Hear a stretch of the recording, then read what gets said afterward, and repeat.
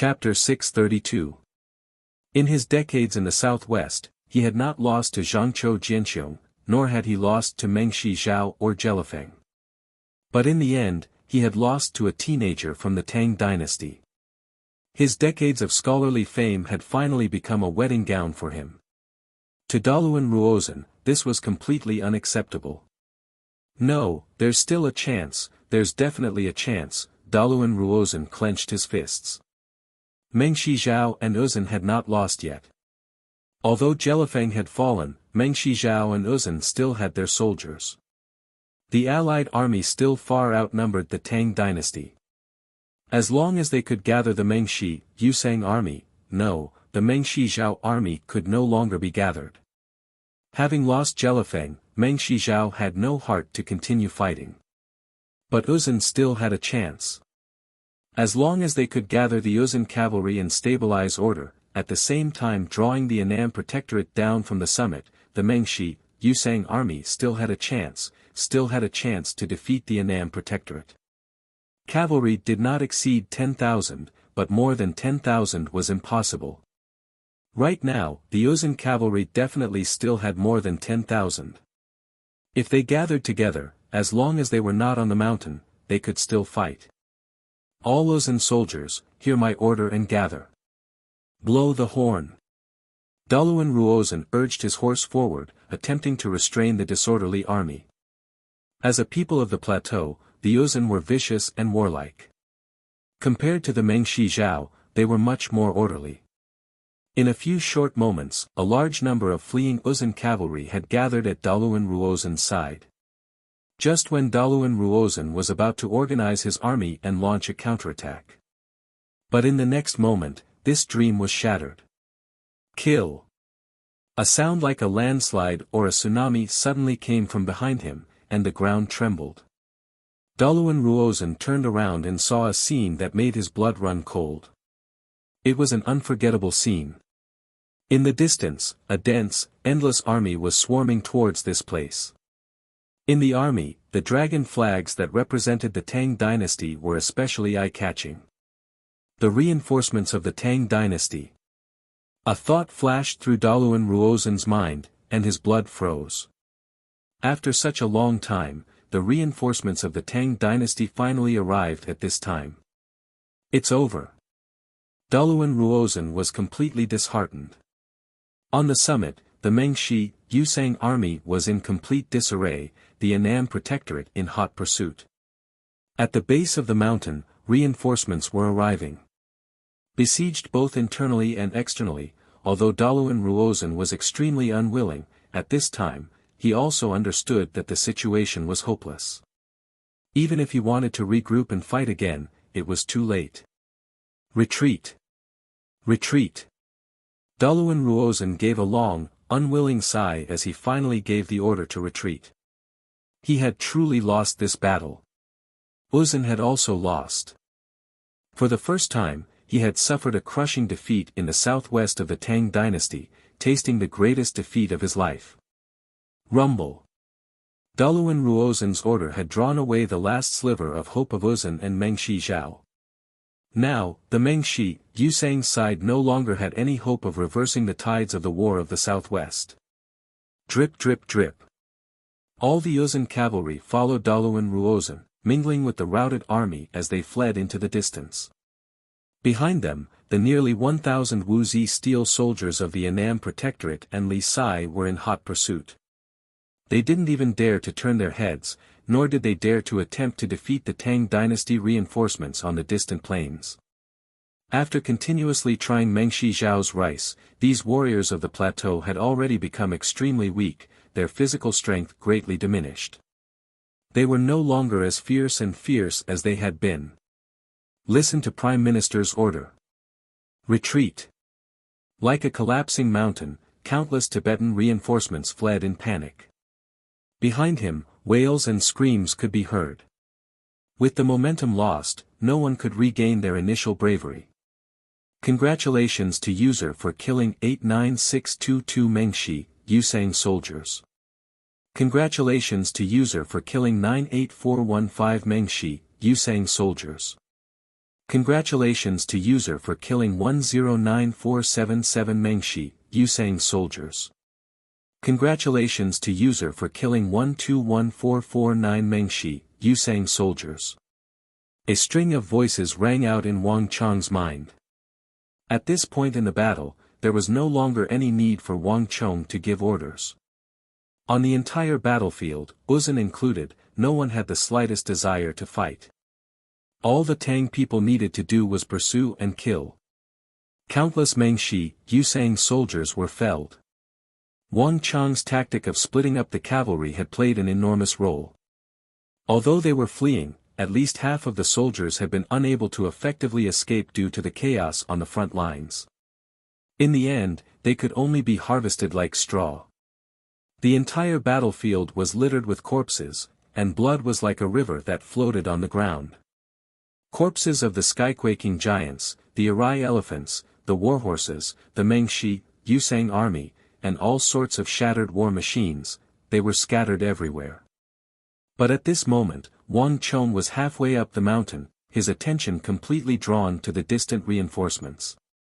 Elder Yi, Elder Zhao, Elder Hu, Su Hanshan, Huang Qianer, Wang Chong looked into the distance in shock. Although the vast army in the distance seemed very impressive, Wang Chong could tell at a glance that this was no regular army. Besides the dragon banner representing the Tang dynasty, Wang Chong also saw banners representing the various great clans, and even the banner of Wang Chong's Kunwa training camp, deflecting blade manner. Su Hanshan, Huang Qianer, Sun Jiming, Chen Burang, Su Gan, Fang Xianying, Zhao Hongyan, Bai Siling, Youngster Wei, many familiar faces appeared at the front of the army. Wang Chong even saw another familiar face, little sister. Wang Chong's eyes went wide as he stared in disbelief at that petite figure at the front of the army, wielding two massive golden hammers. Those massive hammers were even larger than her petite body. What's going on here? How could she be here? Wang Chong didn't dare to believe that his little sister would come here at a time like this. Moreover, wasn't she on the Spirit Vein Mountain, under the control of his master, the evil emperor? How could she have come to such a dangerous battlefield? This is nonsense. Wang Chong couldn't help but curse, his eyes widening. Although his little sister had been born with peerless strength, she was still young, and a dangerous place like the battlefield was no joke. Li Sai, take a few groups and follow me. Wang Chong urged his white-hoofed shadow into the distance. The outcome of the War of the Southwest had already been decided, and no one could change the course of the war. Even Daluan Ruozhen would be powerless to reverse the situation. As for striking while the iron was hot and pursuing the Mengshi, Yusang army, it was no longer important whether he alone could fight. Hear my order. Protect young master. A furious roar came from the mountain. Li Sai had long ago joined up with Wang Chong, and upon hearing the roar, he turned his horse around and led a group of soldiers equipped with Wuxia steel weapons to follow Wang Chong. Putting aside Wang Chong, on the other side of the capital, the soldiers of the great clans, led by Elder Yi, Elder Zhao, and the others, were charging toward the battlefield. I really can't believe that young Master Chong managed to defeat Daluan Ruozhen and Jelifeng. The Southwest was won. They really won. Charge. Don't let this chance slip by. Work with young Master to pursue Mengshi Zhao and Uzun. No matter what, we can't give them another chance to invade the Tang dynasty. Kill. Hurry and help young Master Chong. The sight of the crumbling Mengshi, Yusang army at the base of the mountain roused everyone's spirits. The Mengshi, Yusang army was no weakling, especially Uzun's men. A single charge of hundreds of thousands of cavalry could wipe them out at any moment. Thus, before coming, they had discussed and considered how they should proceed in this battle, how they should choose the right moment, and how they should help Wang Chong and the Annam Protectorate. But no one had expected this to be the scene they saw when they arrived at the southwest battlefield. Wang Chong and the Annam Protectorate, with only several tens of thousands of soldiers, had actually managed to defeat Mengshi Zhao and Uzun, who outnumbered them by several times, and forced them to flee in disarray. By the time they arrived, the Southwest War had already concluded. Faced with the powerful suppression of the Mengshi, Yusang army and the leadership of renowned generals like Daluan Ruozhen, Huishu Wuzong, Duan Gechuan, and Jelifeng, the Tang dynasty had won the final victory. If they hadn't seen it with their own eyes, they would have never dared to believe it. Young Master Chong truly is a descendant of Duke Jiu. Everyone, hurry and help young Master Chong. Elder Yi was so excited that his beard was trembling. It was no secret that Wang Chong and the Annam Protectorate had been besieged by the Mengshi, Yusang army. But Elder Yi had never imagined that when he arrived on the battlefield, he would see the Mengshi, Yusang army crumbling. All their previous discussions had been meaningless. All they needed to do now was help in the pursuit. Rumble. The Mengshi, Yusang army, which had already been routed, was now in even greater disarray. Elder Yi, Elder Zhao, why have you come? At the edge of the battlefield, Wang Chang's eyes gleamed as he led Li Sai and several hundred Wuxia steel cavalry to meet up with Elder Yi and Elder Zhao. Elder Yi, Elder Zhao, and the others were his grandfather's old subordinates. Wang Chong had never expected to see them here at this time. It's all Duke Jiu's orders. The War of the Southwest concerns the nearly 1 million civilians of the Southwest. How could Duke Jiu not care? Young Master Chong has grown up. If Duke Jiu knew what happened here, he would definitely be extremely gratified. In the army, Elder Yi and Elder Zhao met up with Wang Chong. The more they looked at Wang Chong, the more they liked him, the more they liked him. Other than Duke Jiu, it had been a very long time since such a talent had appeared in the Wang clan.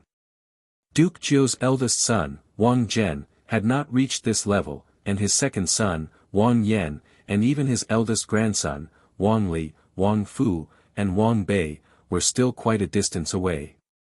But now, in this completely unexpected situation, everyone suddenly realized that the stubborn and most impossible Wang Chong had become the ideal person to fulfill everyone's expectations.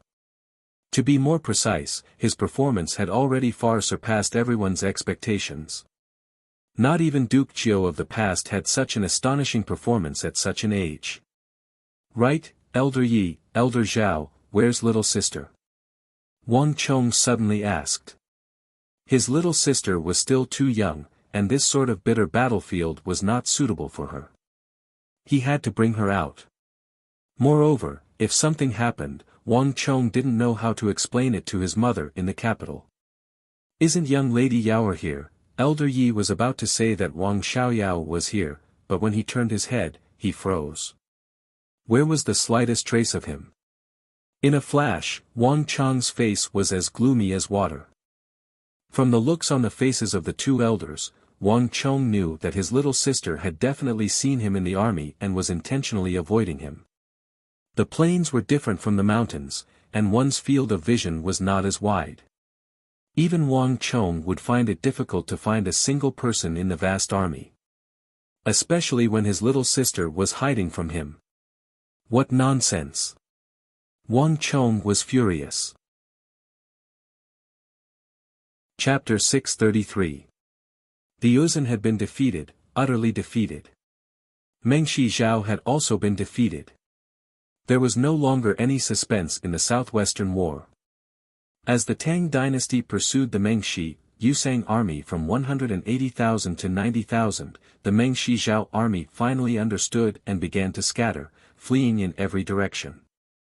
The battle was not completely over, but there was no longer any suspense. Daluan Ruozhen and Huishu Wuzong had already led the Yuzhen army in fleeing to the plateau. Duan Gechuan was also carrying the heavily injured and unconscious Jelifeng in the direction of Irai. This Irai, great general of the Mengshi Zhao Empire, had completely forgotten about the battlefield behind him. In his eyes was only the safety of Jelifeng. Duan Gechuan did not dare to linger, lest he give the Tang dynasty any chance and create an irreversible result. And without these Mengshi, Yusang great generals, all that was left were weeds, the defeated soldiers scattered everywhere. They had already been scared out of their wits, all of them fleeing aimlessly in every direction. An hour later, the battle was over. Wang Chong, Li Sai, Elder Yi, Elder Hu, the Eagle, Wang Yan, Xianyu Zhongtong, and the other commanders and generals of the Tang dynasty's southwest once more gathered on the mountain. Sob, sob, sob, before Wang Chong had even reached the mountain, he could already hear sobbing in the distance, the voice young and familiar. A little girl. Who told you to come? How old are you? Imitating others to fight on the battlefield? What a disgrace. Who gave you those metal hammers? You're not allowed to use them in the future.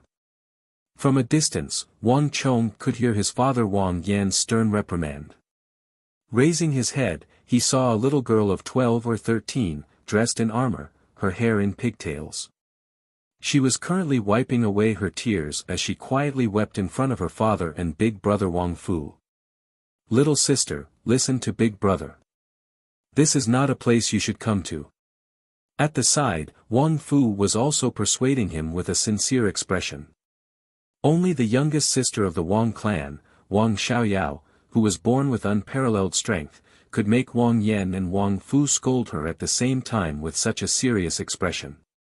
Daddy, big brother, I also want to help, and I'm also very strong, even master praised me. Wang Xiaoyao pouted, feeling extremely wronged. You still dare to talk back to me. Wang Yan's face was ashen and he was furious.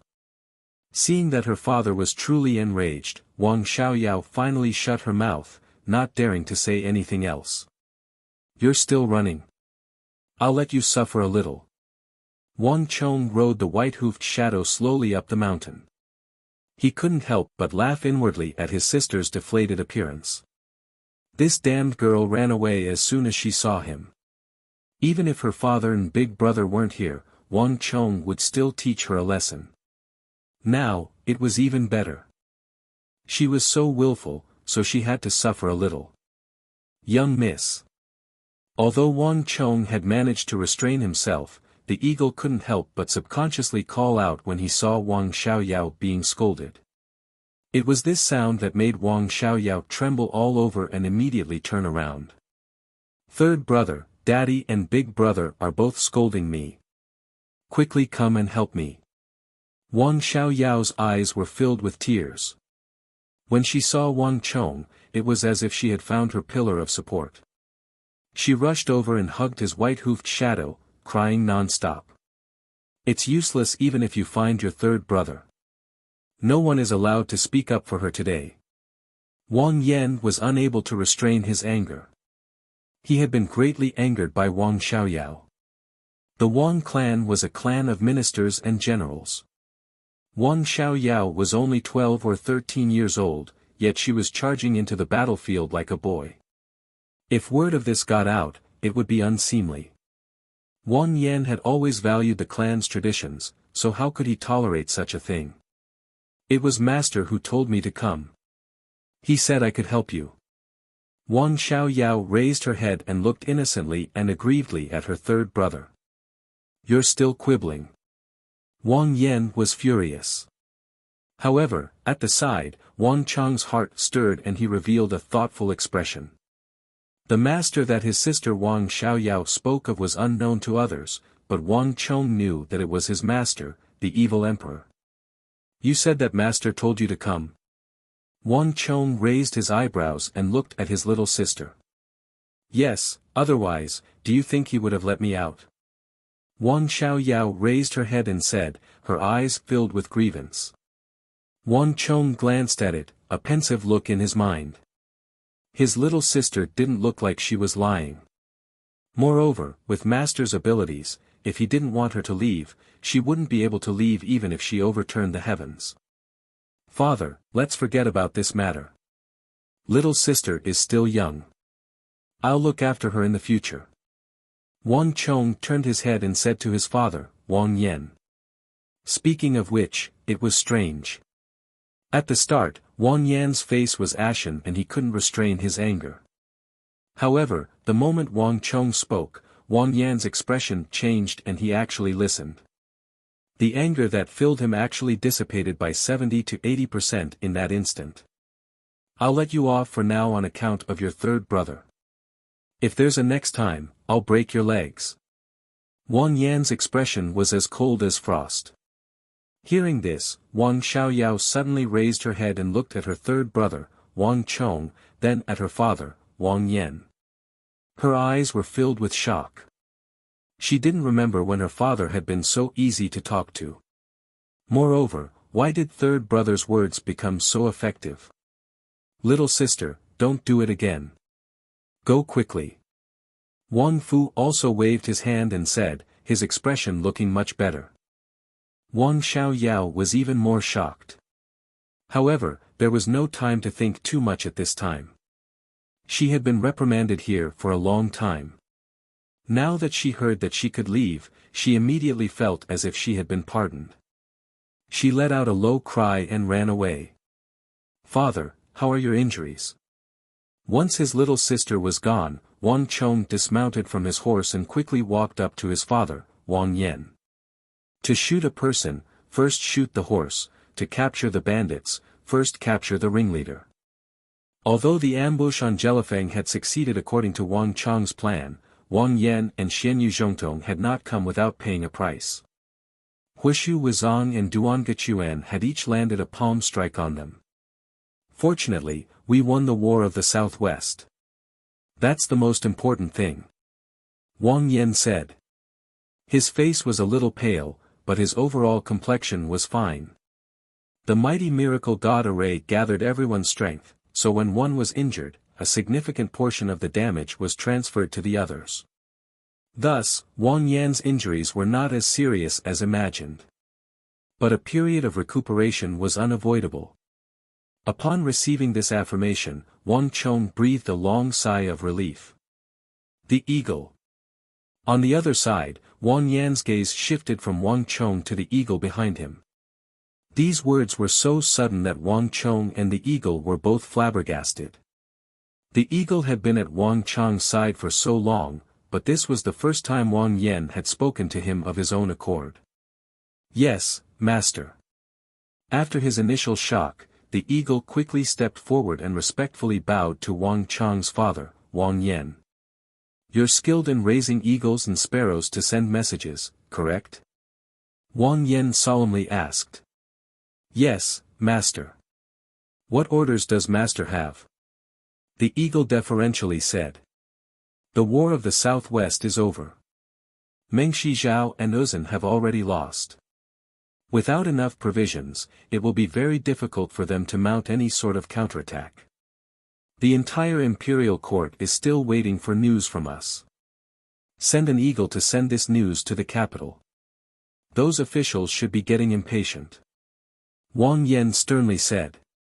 The surrounding crowd immediately understood. That was right.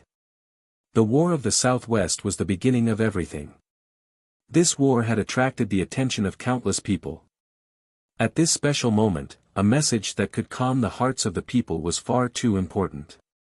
This was especially true now that the borders of the Tang dynasty were filled with foreign countries that were beginning to grow restless, all of them coveting the Tang dynasty. At this time, victory in the southwest would have an enormous effect and would intimidate the ambitions of these foreign countries. Correct. We should spread this news as quickly as possible. Moreover, the King of Song has already led his army out of the capital. If he learns of this, he will definitely be extremely excited. In order to reinforce the southwest, the King of Song stood his ground against all opposition and took an enormous risk. This news is the best reward for him. Elder Yi and Elder Hu also came to their senses and echoed. The King of Song. The words of the two elders attracted everyone's attention. Even Wang Chong had a look of shock on his face. He had never heard Elder Yi or Elder Hu mention this before. Young Master Chong, the War of the Southwest has been going on for so long. You don't think that we are the reinforcements of the imperial court, do you? Elder Yi looked at Wang Chong and bitterly smiled. We received news from the capital that the southwest of the empire is in a perilous situation. We are only the vanguard. Because we are not a regular army, we won't be subject to many restrictions. Before coming, we had already discussed things with the King of Song. We will be the first to go to the southwest, and the King of Song will lead reinforcements to arrive later. Elder Yi and Elder Hu explained. The war of the southwest involved 3 empires and nearly 1 million civilians. Countless eyes were focused on this place, both inside and outside the imperial court. How could there be no movement? I just didn't expect young Master Chong to be so formidable. Before we even arrived, he had already routed the Mengshi, Yusang army. Elder Yi and Elder Hu bitterly smiled. Even now, the two of them still felt that this was inconceivable, like they were in a dream. The disparity in strength was so vast, and while facing opponents like Daluan Ruozhen and Huishu Wuzong, Wang Chong had still been able to so thoroughly rouse them. If they hadn't seen it with their own eyes, they would have never dared to believe it. Elder Yi and Elder Hu, you praise me too much. Wang Chong turned his head to look at the eagle. Did the eagle hear me? Yes, young master. The eagle nodded and quickly left. Walala. A few moments later, the flapping of wings came from the summit as carrier pigeons, eagles, and sparrows flew toward the capital, vanishing into the sky. This day was bound to shake the entire world. The war was over, but the affairs of the southwest were far from over. Many soldiers had been dispatched to sweep up the Mengshi, Yusang army, and there were many more matters in the southwest that Wang Chong and the others needed to discuss. The King of Song has not yet arrived. Before that, we still have to stand guard in the southwest to prevent Uzun and Mengshi Zhao from attacking us in their desperation. The Annan Protectorate has far fewer soldiers than it did before. Impossible. The Uzun Plateau is currently plagued by plague, and Mengshi Zhao's granaries have already been burned down by young master. Without enough provisions, how can they counterattack? Uzun still has a fighting chance, and don't forget that Daluan Ruozhen still has more than 10,000 cavalry. Cavalry can't exceed 10,000, and more than 10,000 is impossible. If we encounter them on flat ground, what will we use to fight them? Don't forget that Daluan Ruozhen is an individual on par with the tiger of the empire, Zhangzhou Jinxiong. Have you forgotten that there is still young master? Not even 500,000 soldiers of Daluan Ruozhen could defeat young master, much less now. Chapter 634. Although the war in the southwest had ended, maintaining the peace after the war was the most important thing. But when these last words were spoken, the summit fell silent. Everyone turned to Wang Chong. The chaos of the southwest still existed, as did the threat of Duangachuan and Daluan Ruozhen. If there was one person who could stabilize the southwest, pacify the hearts of the people, and at the same time intimidate the ambitions of Uzun and Mengshi Zhao, this person was not Wang Yan, nor was it Xian Yuzhongtong, but the 17-year-old Wang Chong. Not even Wang Chong or Xian Yuzhongtong could deny this. Generals, you are too kind. Wang Chong's eyes widened. He had been listening to their discussion from the outside, and he had not expected that the flames of war would burn him. But all of you, be at ease. Before His Highness the King of Song arrives, I will not leave this place. Seeing the expectant gazes of the crowd, Wang Chong suddenly realized that he had unwittingly gained such an important position in their hearts. Everyone was treating him as the pillar that stabilized the southwest. Wonderful, with young master here, the crowd rejoiced at Wang Chong's words, and one of the generals couldn't help but shout in excitement. Buzz! Wang Chong opened his mouth and was just about to say something when Wang Chong's eyes widened and an unprecedented sense of extreme danger surged in his heart. This sense of danger was so intense that Wang Chong felt his scalp go numb and goosebumps rise all over his body. It felt like he had fallen from a scorching summer day into an icehouse. What is this? Wang Chong was stunned. At that moment, he could smell the thick stench of death. Not even in the entire war of the southwest had he felt such a terrifying pressure. Buzz! This thought had just run through Wang Chang's mind, and the southwestern generals before him still had the same expression on their faces, not having noticed anything. But a moment later, Wang Chong felt a dark shadow envelop him, the aura of death multiplying. Not good. Wang Chang's expression changed drastically. In the blink of an eye, he leaped to the side. In the next instant, a strange, pitch-black arrow that Wang Chong had never seen before brushed past Wang Chang's ear by a hair's breadth. At that moment, Wang Chong had never felt so close to death. Boom! A huge shockwave traveled into his ears, and in that instant, time seemed to have stopped. Wang Chong turned his head and saw an unforgettable sight. A black arrow that Wang Chong had never seen before had plunged into Luoji's chest several dozen zhang away. Luoji's mouth was wide open, his eyes brimming with disbelief. Around him, the generals of the southwest stared in shock at the arrow, their faces pale. Sudden. Too sudden. No one had expected something like this to happen even after the Southwest War was over. Who is it? Who is it? The first to rush to the side was Lin Wuxia, his arms wrapped around Luoji, his expression savage. Buzz.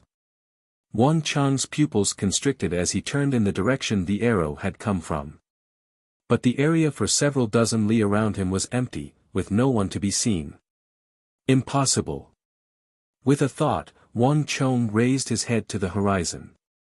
At that moment, Wang Chong could faintly make out a faint black silhouette on the horizon. But it only took a moment for it to vanish without a trace. Luoji. A cry of pain came from behind him. Wang Chang's heart chilled as he turned his head and saw a bizarre sight. Luoji's body had quickly turned pitch black, his body also becoming incredibly stiff. Pop. Pa, in the space of a single breath, Luoji, who had been fighting valiantly on the battlefield just a moment ago, suddenly exploded like a black glass statue, shattering into pieces on the ground. Even those fragments were being corroded by some invisible energy, quickly carbonizing and ultimately turning into dust. All the generals of the southwest were dumbstruck by this sight. And Wang Chang's heart was as cold as ice. Because this arrow had been aimed at him. If he hadn't reacted quickly and sensed the danger ahead of time, he would have been the one lying on the ground and turning into ashes. Bastard! Just who is it? Furious roars rose from the mountain as countless generals leaped down from the mountain and charged in the direction the arrow had come from. On the other end, even the nearby recuperating Wang Yan and Xianyu Zhongtong were alarmed. In just a few seconds, they had vanished into the distance. Luoji, Luoji. The most agitated and hateful of all was Lin Wuxia. The two of them had been good friends in the Annam Protectorate, and they had even experienced the bitter war of the Southwest together. No one had expected Luoji to die here. Who? Just who is it? Too despicable. Is it Meng Shizhao or Ozan? They can't win on the battlefield, so they resorted to this sort of method. The generals of the Southwest returned. Unable to find their target at the base of the mountain, they returned to the mountain. When they saw Luoji's wretched state, they were both shocked and furious. As a fellow general of the Southwest, they could empathize with Luoji's fate. Too shameless. Meng Shizhao and Ozan must pay the price. Although they hadn't seen who the assassin was, there was no doubt that if it wasn't Meng Shizhao, it had to be one of Ozan's men. At a time like this, only they had the chance to do this. It wasn't them. At some point, Wang Chong suddenly spoke. His eyes narrowed, exuding a cold light. They've already lost the war of the Southwest. Killing Luoji or one or two random people won't change this fact. Given Daluan Ruozan's personality, he would never stoop so low as to do such a thing. As for Meng Shizhao, Jelifeng's fate is unknown, and Duan Gechuan isn't in the mood to do such a thing, so there's no one else who could do it. In addition, all of you should look around. The entire mountain range is surrounded by our soldiers. How could the Mengshi, Yusang army hide here and kill someone? Wang Chang's voice was very cold. Very, very cold. There was no doubt that Luoji had died in his place. Wang Chong had never imagined that he would encounter such a thing at the final moments of the war. But young master, if it wasn't Meng Shizhao and Ozen's men, who else would do such a thing? And what's with that arrow? That was what everyone had seen. Could it have been pulled out of thin air? Several of the generals said with bloodshot eyes. Even though they were all excited, they still maintained a considerable amount of respect for Wang Chong. If it hadn't been Wang Chong and someone else, the result would have been completely different. It's precisely because of this arrow that I say that it wasn't Meng Shizhao and Ozen's men. As Wang Chong spoke, he suddenly took 2 steps forward and bent down. From Luoji's ashes, he picked up that pitch-black arrow that had pierced through Luoji and stabbed into the ground. The arrowhead of the arrow was gone, leaving behind only the black tail of the arrow. It was an extremely bizarre sight. When they thought of Luoji's miserable state, all of them shivered. Ozen doesn't have such formidable archery skills, and Meng Shizhao's archery skills all came from the Central Plains. Just the 2 of them alone wouldn't have been able to forge an arrow of this level. If they really had this ability, the situation today would have been completely different. Wang Chong said. He stared at the arrow in his hand and carefully examined it. In Wang Chong's entire life, he had never seen an arrow of this level. Even though only the tail of the arrow was left, the terrifying and pure destructive power contained within made even Wang Chong feel apprehensive when he held it in his hand. Not only that, the body and tail of the arrow, as well as the extremely concise and clear curves that secretly conformed to the laws of heaven and earth. Even the most formidable blacksmith clan in the capital wouldn't be able to forge such an arrow. The craftsmanship behind the extreme curves surpassed any arrow that Wang Chong had ever seen. It had reached the level of uncanny craftsmanship. This wasn't something that an ordinary person could forge. Moreover, when his gaze swept past a mark on the body of the arrow, Wang Chong's heart trembled and he didn't continue speaking. On the other side, the crowd fell silent. Indeed, in terms of craftsmanship, the Central Plains Tang dynasty was truly unrivaled. Given Meng Shizhao and Ozen's abilities, if they could really forge such a terrifying black arrow, then on the battlefield today, they would probably have to face a fearsome archer army. But Gongzi, if it wasn't Meng Shizhao and Ozen, who could it be? A general couldn't help but ask. Even though Wang Chong's words made sense, it was a clear fact that Luoji had been killed. If it wasn't Meng Shizhao and Ozen, then who was it that was trying to assassinate him? What was the point of assassinating him? Isn't this too absurd and preposterous? Wang Chong didn't say anything, but in his mind, he vaguely saw that black silhouette on the horizon at the very last moment. He was sure that this mysterious black arrow had not been fired from anywhere within 10 li of him. Because it was simply impossible for someone to fire this arrow from 10 li away from the Tang dynasty's army without being noticed. But if it really was as he imagined, that distance, then the opponent's strength was far too terrifying. Hiss. Wang Chong took in a deep breath and stopped thinking about it. If the black arrow hadn't been fired by Daluan Ruozhen or Duan Gechuan, then it could only have been fired by a third party. Why would they do this, and why would they choose this moment? More importantly, why was it him? For a moment, Wang Chong felt like the entire war of the Southwest was shrouded in fog. Besides Ozen and Meng Shizhao, there seemed to be something else he didn't know about. Leave this matter to me. No matter what, I will definitely find a way to find out who shot this arrow. Wang Chong gripped the arrow in his right hand and suddenly tightened his grip. In the final moments of the War of the Southwest, Luoji had died to a mysterious black arrow.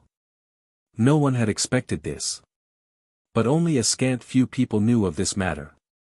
Not even the vast majority of the Annam Protectorate soldiers knew of it, much less anyone else. Chapter 635. Flap flap. Countless carrier pigeons flapped their wings as they flew off in every direction, bringing the news of the victory in the southwest to various places. 7 or 8 li from the capital, an army of brightly armored soldiers was neatly organized and somber as they made their way along the official road toward the southwest. At the very front of this army was a middle-aged man exuding a noble aura. He was seated on a white steed, his eyes looking to the south with a hint of worry. The southwest battlefield had been persisting for more than a month, almost 2 months. But the imperial court had not been able to muster a single soldier.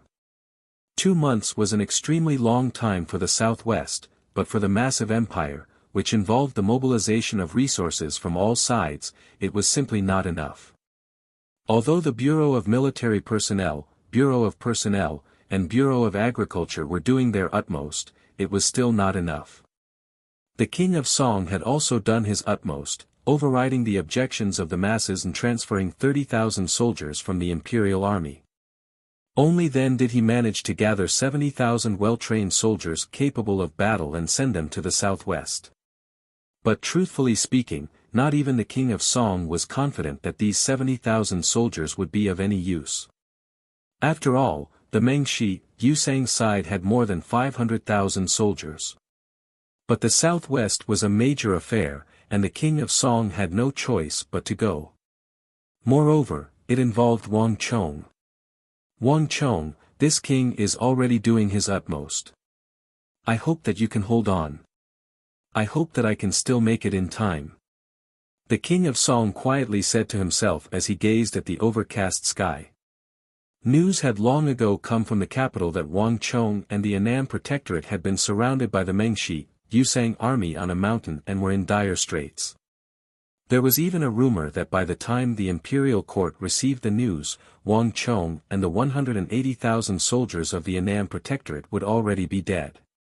Although the King of Song had always refused to believe it, deep within his heart, he knew that it was already quite impressive that Wang Chong and the others had been able to last so long against opponents like Daluan Ruozhen, Huishu Wuzong, Jelifeng, and Duangachuan. The final outcome was likely to be disastrous. Thud thud thud. All of a sudden, the sound of wings breaking through the air came from the sky. The King of Song was stunned and raised his head subconsciously. He saw a huge eagle flapping its wings and descending toward him. Protect the King of Song. Suddenly, a loud shout came from the side, followed by the sound of an arrow being drawn. Stop! The King of Song frowned and rebuked the archers.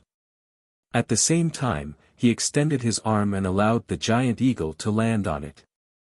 He vaguely remembered that this giant eagle seemed to be the pet of the man called the Eagle by Wang Chong's side. He was originally a member of the Bureau of Military Personnel, and he had contributed greatly to the capture of the Goguryeo assassins and King Sojurim. The King of Song had even met him once. More importantly, this giant eagle's leg was tied to a leggings. It's news from Wang Chong. In that instant, the King of Song felt a bad premonition. The eagle was someone by Wang Chong's side.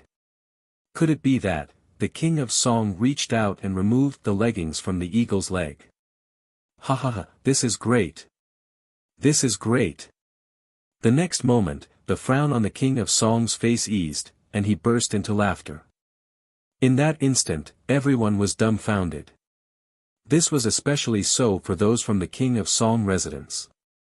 They had been by the King of Song's side for a very long time, and during this period of time, the King of Song had been unable to eat or sleep well.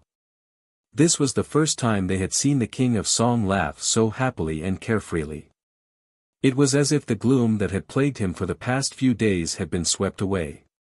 Wang Chong, you've given this king too much of a pleasant surprise.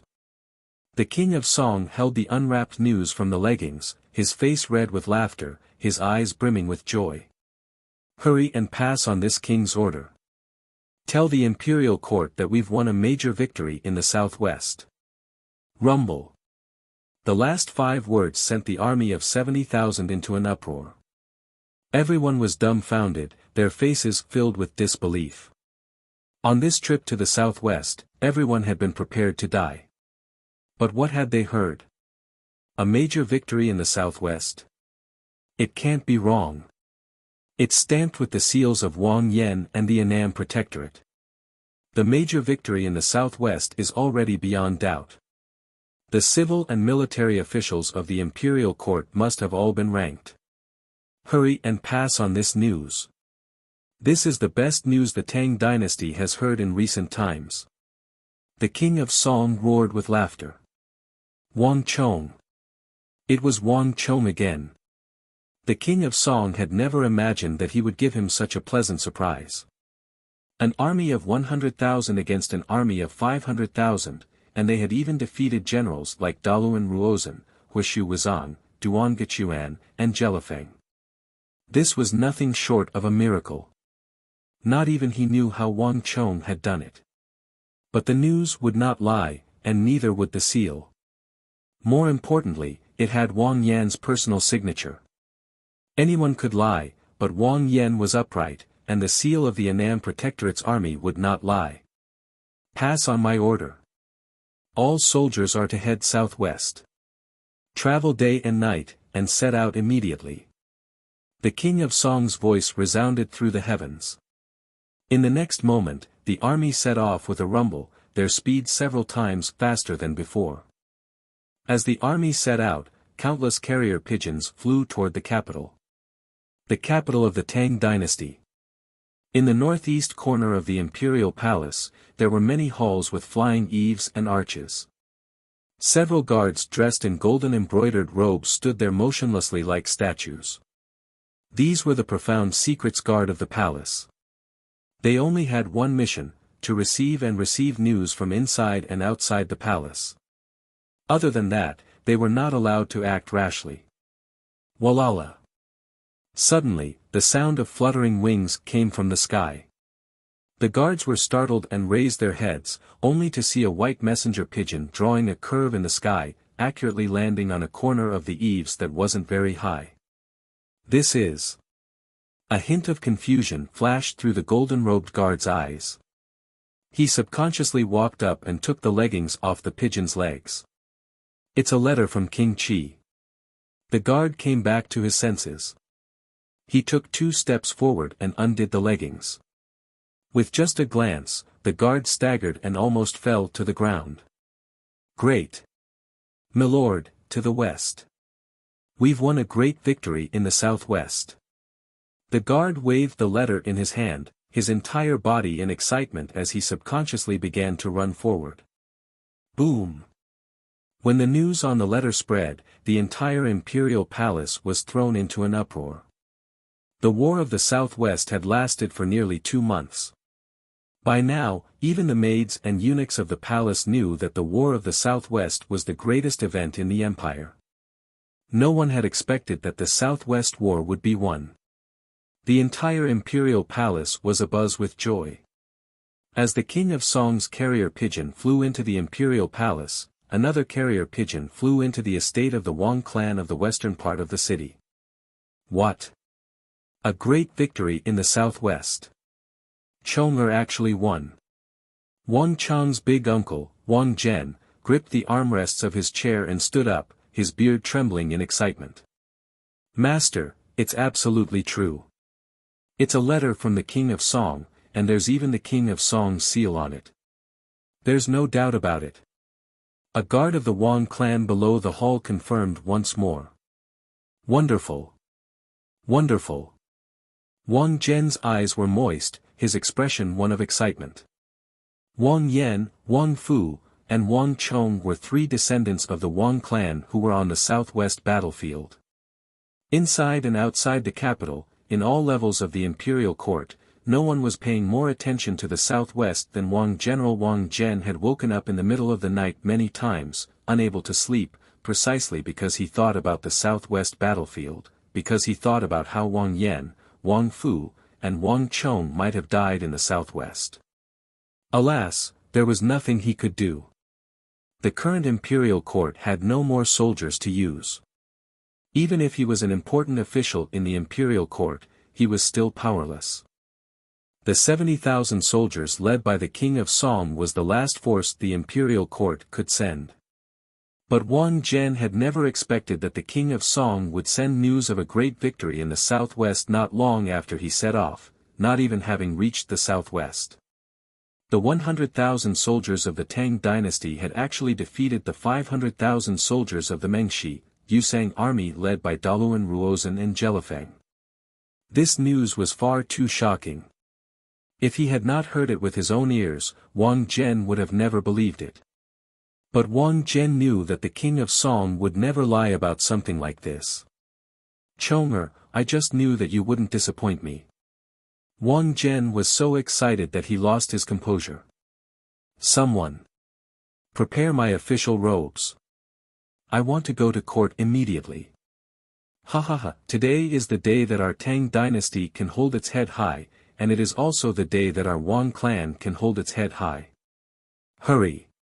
Wang Zhen's laughter resounded over the residence. Not even the old servants who had worked in the residence for decades had ever seen him laugh so heartily. A few moments later, a carriage drove out of the residence toward the imperial palace. "This is impossible." In another part of the capital, a middle-aged man dressed in imperial robes with a hawkish gaze slammed his palm down, shattering a sturdy sandalwood table next to him. "Your Highness, our people in the Profound Guard have already received news that the news of the victory in the southwest has already spread throughout the imperial palace. There is no doubt about this." Not far away, a burly man who looked like a general said in a low voice. "How could this be? What does Daluan Ruozhen do? And what about Jelifeng? What about Duangechuan? Aren't these people supposed to be famed generals of the southwest? They still have an army of more than 500,000. How could they be defeated by a brat who still smells of his mother's milk?" King Qi's eyes were wide open in fury, his expression savage and frightening. He didn't care about the battlefield in the southwest at all. The massive imperial court and the massive Tang dynasty were not things that Jelifeng and Daluan Ruozhen could move. But what he cared about was how the Wang clan father and son had led the Anam protectorate to defeat the Mengshi, Yusang army. The Wang clan had always been a clan of ministers and generals, and they had always cooperated with the king of Song in opposing him. Now that they had made such a great contribution, they were like a tiger that had grown wings. Wouldn't it be even more difficult to deal with them in the future? If he wanted to deal with the king of Song in the future, it would be even more impossible. "Your Highness, we still don't know the specifics, but they all say that the brat of the Wang clan has a terrifying grasp of the art of war. Not even Daluan Ruozhen was a match for him. That brat is probably a great calamity for us." A thin man in the hall who seemed to be a strategist said. Slap! Prince Qi raised his leg and kicked, shattering a small chair made of reddish-purple sandalwood, interrupting the strategist's words. "What calamity? What mastery of the art of war? Can a 17-year-old brat overturn the heavens?" King Qi's furious voice resounded through the residence. In a flash, the entire King Qi residence was deathly still. Everyone was as quiet as cicadas in winter, and even the general and strategist did not dare to speak. "Pass on my order. Immediately send people to the southwest to investigate. I want to know what's going on." King Qi was almost roaring with rage at the last word. Chapter 636. Wang Bo actually had this sort of grandson. In the four quarters courtyard, Old Master Yao Chong of the Yao clan slammed his cane against the ground and stood up. The mood in the room instantly changed. At this moment, even with his eyes closed, Yao Guangyi could sense his father's shock and agitation. As a former prime minister of the Great Tang, his father had weathered countless storms and waves, and he had also avoided countless assassinations in the court. Even during the War of the Princes, when all the dragons were vying for the throne, his father had remained calm and composed. But when the news of the victory in the southwest arrived, his father was so shocked that he lost his composure. "Father, everything is still just rumors. There's still no concrete evidence. Perhaps everything is just a rumor. Perhaps the southwest is different from what we imagine." Yao Guangyi consoled.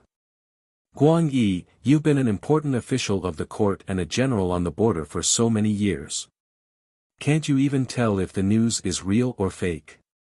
The Yao old master slammed his cane against the ground and glanced at Yao Guangyi, his eyes filled with disappointment. Then father means, Yao Guangyi uneasily said. The southwest is the gateway to the Tang dynasty. It concerns the Tang dynasty, Mengshi Zhao, and Uzun.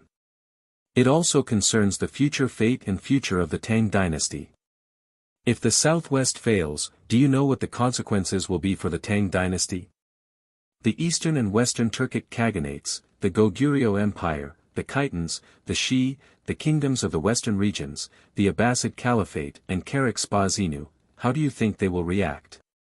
Yao Guangyi stared in a daze at his father, unable to react. Why did it seem like his father was standing with the Wang clan?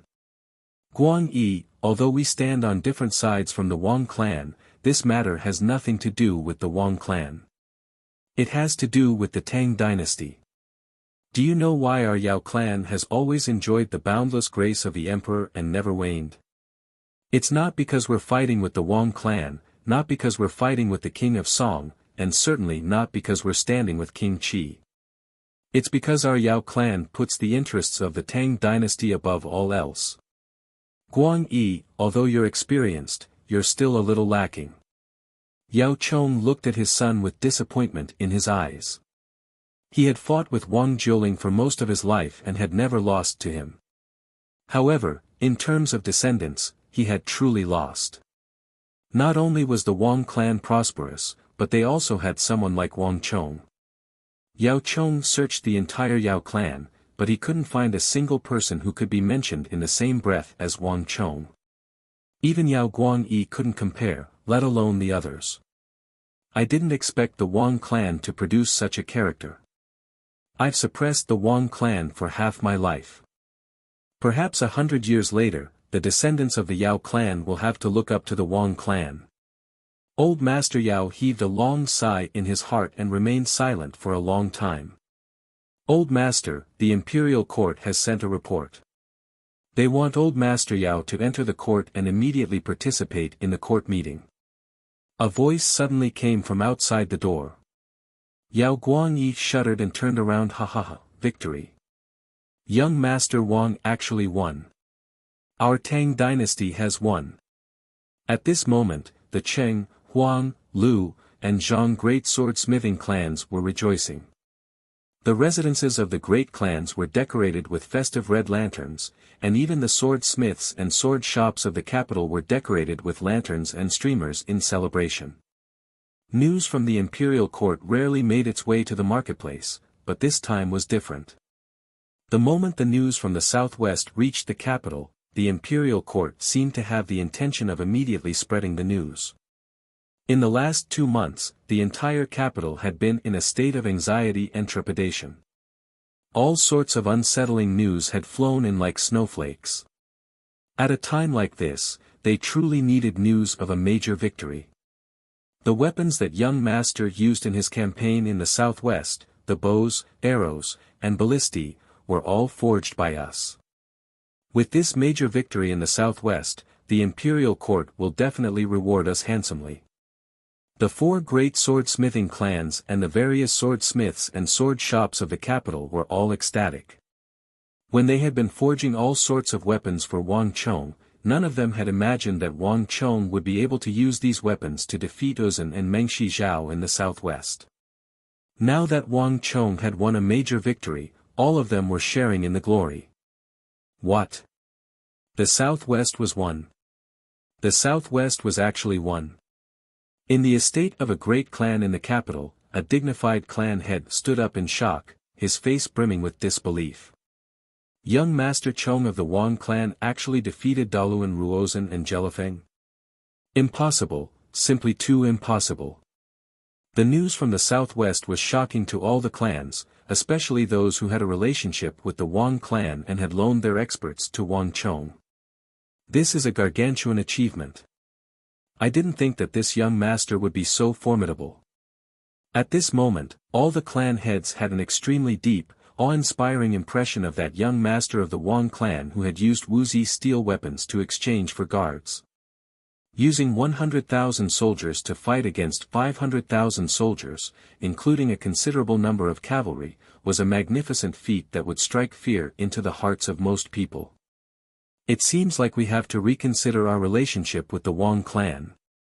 Relying on that young master is far more important than exchanging for a few Wuxia steel weapons. On this day, all the clan heads of the great clans of the capital were destined to witness it. Ha ha ha, he won. Senior brother Wang actually won. Our deflecting blade manor has finally made a name for itself. Senior brother Wang is simply a god.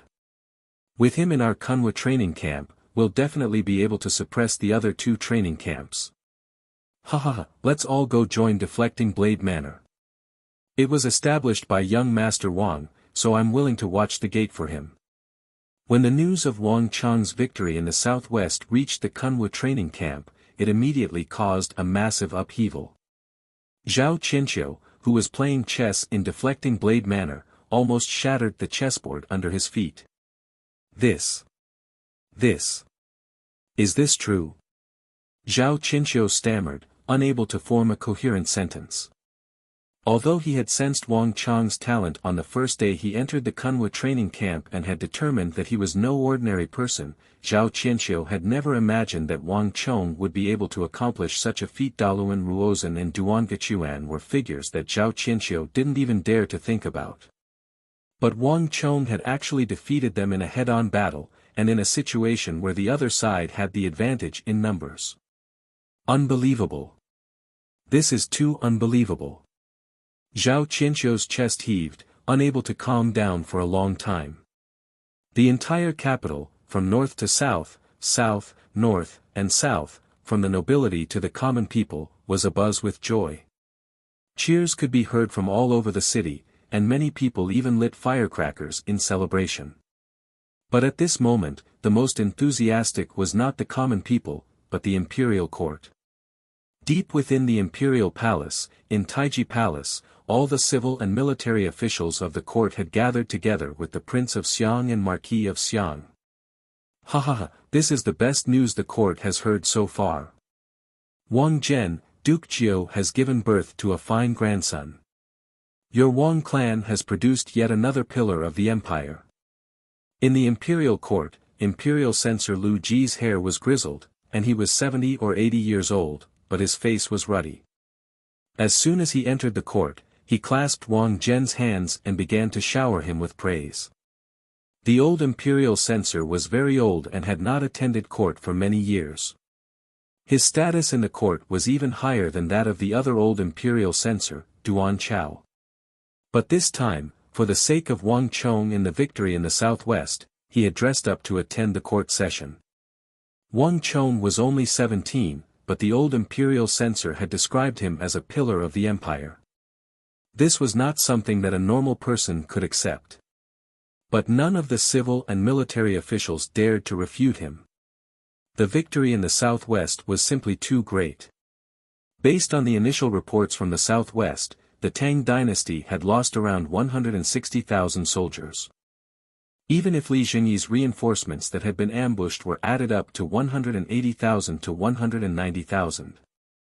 But Uzun and Meng Shizhao had lost more than 400,000 soldiers, more than double the Tang dynasties.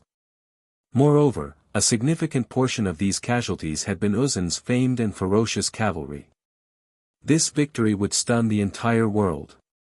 One could easily imagine the joy in the old imperial censor's heart. Old imperial censor, you praise me too much. Wang Zhen hurriedly said. Liao Zhan. How is it praised? Wang Zhen, your Wang clan is now a great contributor to the Tang dynasty. Uzun and Meng Shizhao have lost so many soldiers in battle that they won't be able to invade the southwest for at least the next few decades.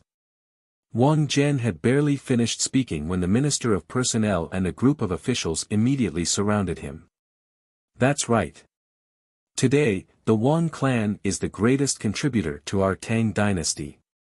There is no need for Lord Wang to be so modest. Precisely. Once young Master Wang returns from the southwest, His Majesty will surely reward you handsomely. For the Wang clan to have such a Qilin son is the blessing of our Tang dynasty. Young Master Chong already has the grace of your esteemed father.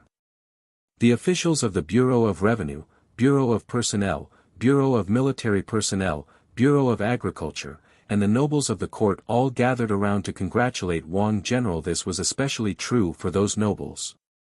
Normally, it would be quite impressive if even half of them could gather here, but today, upon hearing the news of the victory in the southwest, all the nobles of the empire had gathered here. Lord Wang, when you have the time, please come to my residence for a gathering. Especially young Master Wang. When Lord Wang comes, please bring young Master Wang with you. That's right, that's right. When young Master Wang comes, our Duke Zhao residence will be ready to welcome you. I hear that young Master Wang is already 17, past the age of penning the crown. It's about time for you to discuss marriage. I have an only daughter, and her character and appearance are both excellent. Would Lord Wang be willing to play the matchmaker? Our Wang clan and Zhang clan can also form a marriage alliance. Duke Zhang, this isn't appropriate. I also have a daughter under my name, and she's an excellent talent.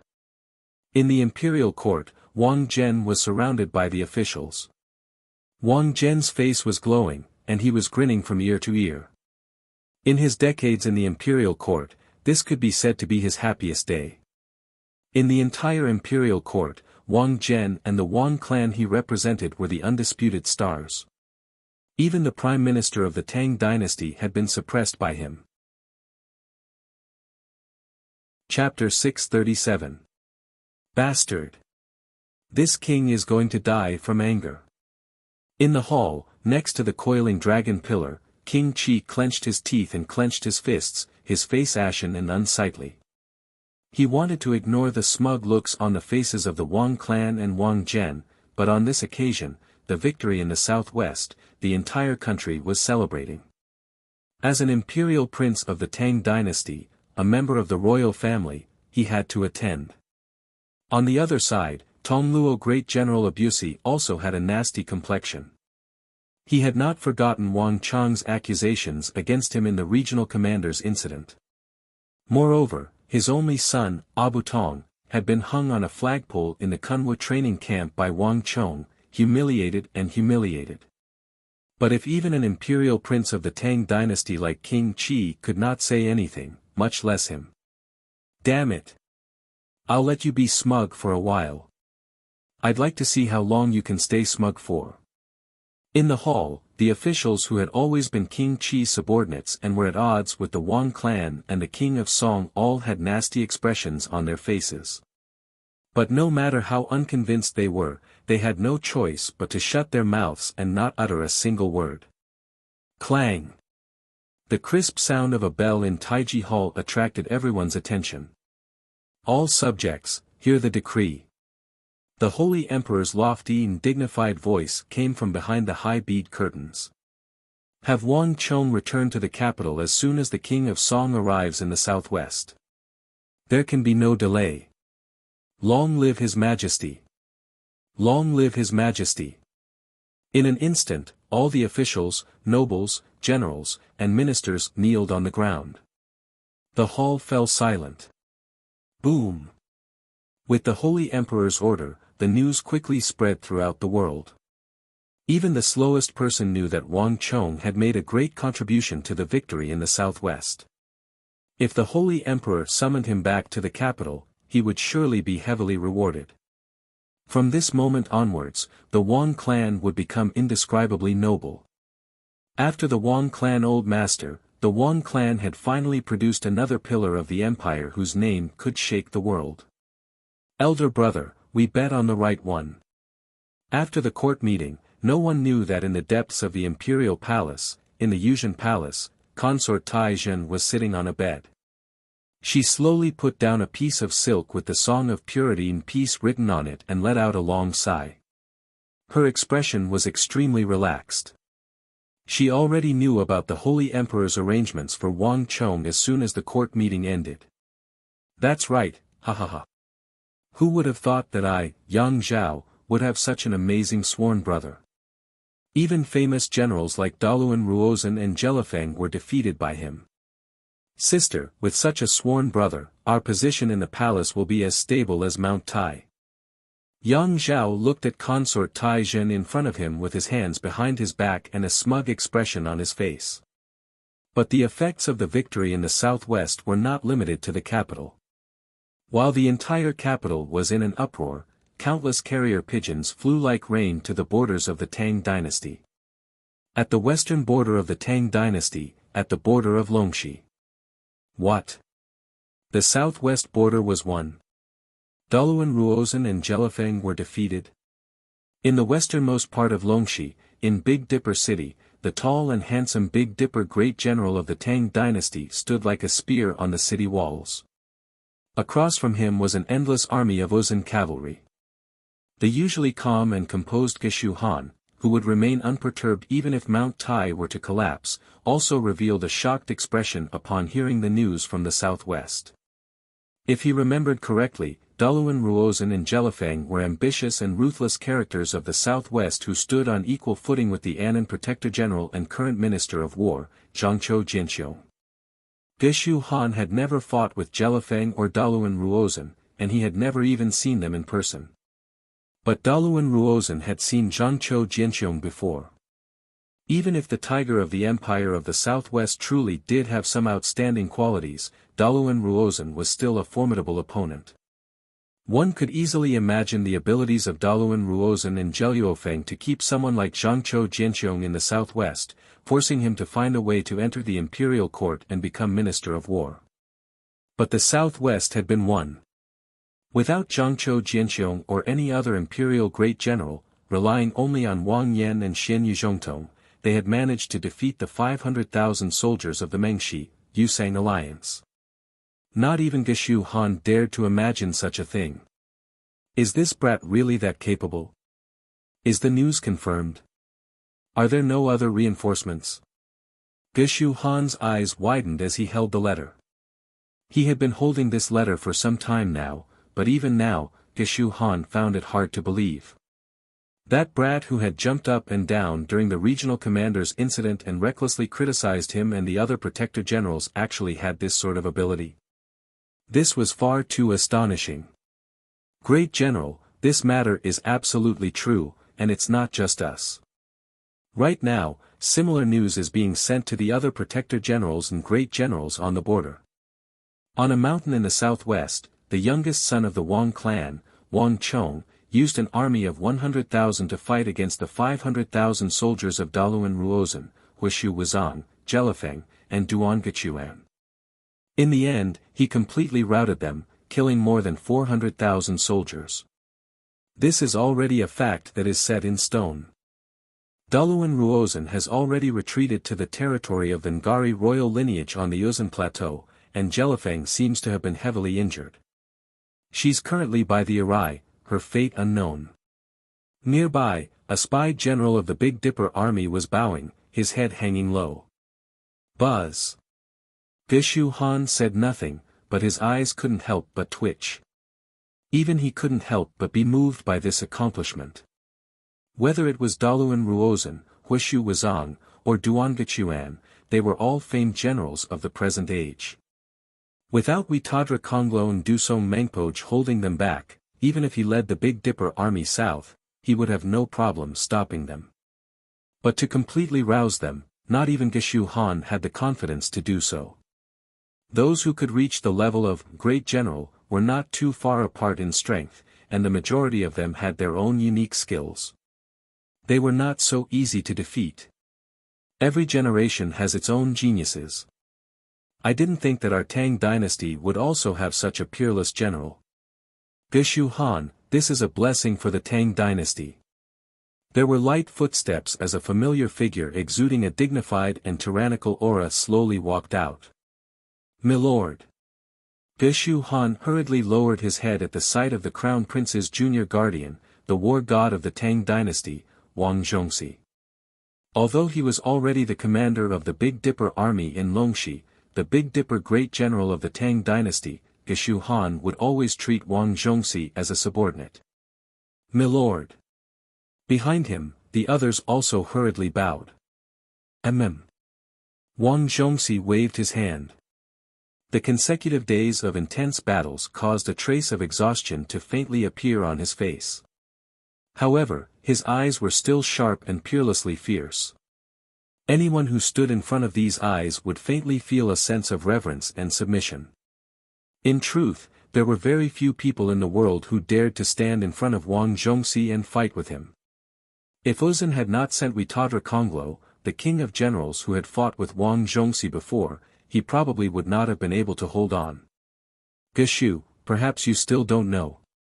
That child is in the Ghost Tree district in the western part of the city, and he defeated the old war god So Yung-sun in a game of chess. Wang Zhongxi said. What? Hearing the name, So Yung-sun, Geshu Han's entire body trembled in shock, and he raised his head. The legendary war god So Yung-sun of Emperor Taizong's era? The one whose status in the Tang dynasty far surpassed that of his own superior, Wang Zhongxi. Wasn't he supposed to be dead? That boy from the Wang clan had actually defeated him in a game of chess. How was this possible? Geshu Han's shock was no trifling matter. In the entire Tang dynasty, it was publicly acknowledged that the strongest was not the crown prince's junior guardian, Wang Zhongxi, but the legendary war god So Yung-sun. Everything about him was shrouded in mystery and legends. Even Geshu Han, the Big Dipper great general, would feel awe and veneration at the mention of that old war god. Of all the generals of the Tang dynasty, not a single one of them had the right to stand before that old senior. Not even his own superior, Wang Zhongxi. From this, one could see his status. But Wang Zhongxi actually said that Wang Chong had defeated him in a game of chess. It wasn't that Geshu Han didn't believe it, but this matter was far too absurd. The art of war was the art of chess. Any general with even the slightest bit of skill in the art of war would know this. Didn't this mean that the boy was even more formidable than So Yung-sun? How was this possible? Geshu Han didn't believe it. I'm not sure about the specifics either. This matter has only been circulating within a small circle, but old Senior Su didn't die. Moreover, that person from the Wang clan defeated him in the Ghost Tree district. This is something that I'm certain of. I also obtained similar information in the palace. Wang Zhongxi said. Geshu Han fell silent. He could choose not to believe the words of others, but he had no choice but to believe Wang Zhongxi's words. Rumble. Suddenly, the heavens shook and a massive rumble attracted everyone's attention. They're retreating. Uzun's soldiers are retreating. Someone on top of the city gate tower yelled. Geshu Han and Wang Zhongxi turned their heads and saw that across from Big Dipper City, on the high Uzun plateau, a plume of dust was suddenly rising into the air. Amidst this cloud of dust were the dazzling banners of the White Lion. Countless Uzun cavalry carrying these banners suddenly began to retreat to the extreme west. Wah! Whoa! The Big Dipper soldiers on the walls couldn't help but cheer. After fighting for so long and facing so many fierce attacks every day, in the end, Witadra Konglo and Dusong Mangpoj had finally retreated with their Uzun cavalry. Geshu Han and Wang Zhongxi looked at each other in dismay. Witadra Konglo and Dusong Mangpoj had retreated. This time, even without the letter from the imperial court, Geshu Han and Wang Zhongxi could be sure that victory had truly been won in the southwest. Without the strategic goal that they had relied on, the war in Longxi had become meaningless. The Tang dynasty had won. Bastard! A furious roar shook the entire Qixi Protectorate headquarters. How could a 17-year-old brat be so formidable? Investigate again. Investigate again. Investigate again for me. Unlike the other generals, when the news of Wang Chang's victory over Daluan Ruozan and Jelifeng arrived, Qixi Protector General Foman Linta felt like his lungs were about to explode. Qixi's position was special.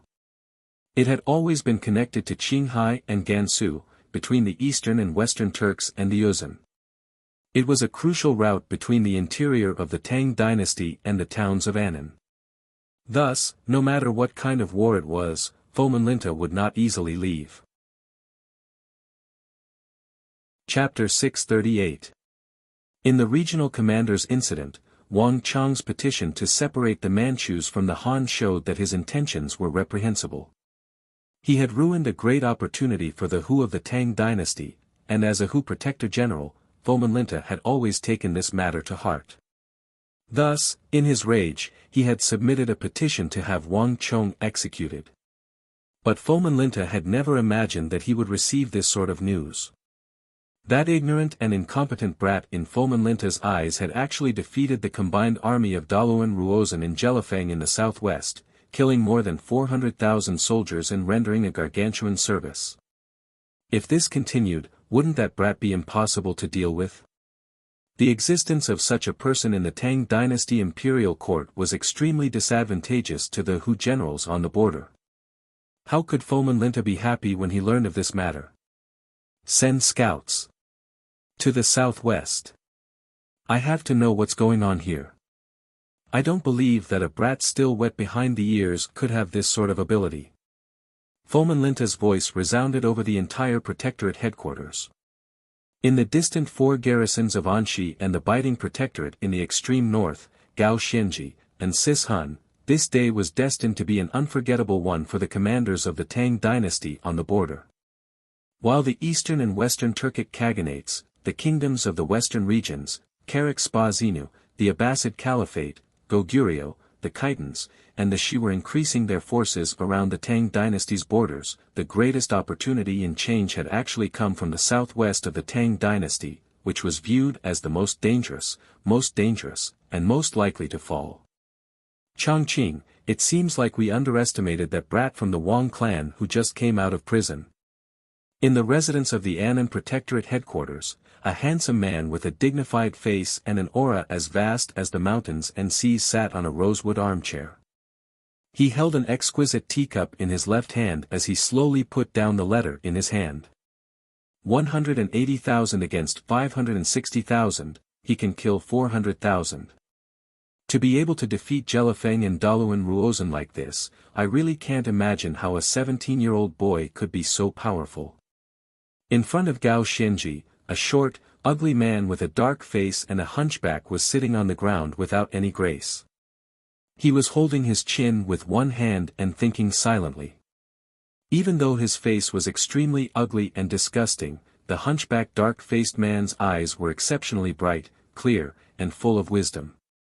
In all of Anxi, only Feng Chongqing could be so unrestrained in front of Gao Xianji, an imperial great general who controlled the four garrisons of Anxi and had resisted the Abbasid Caliphate and Karak-Spa-Zinu.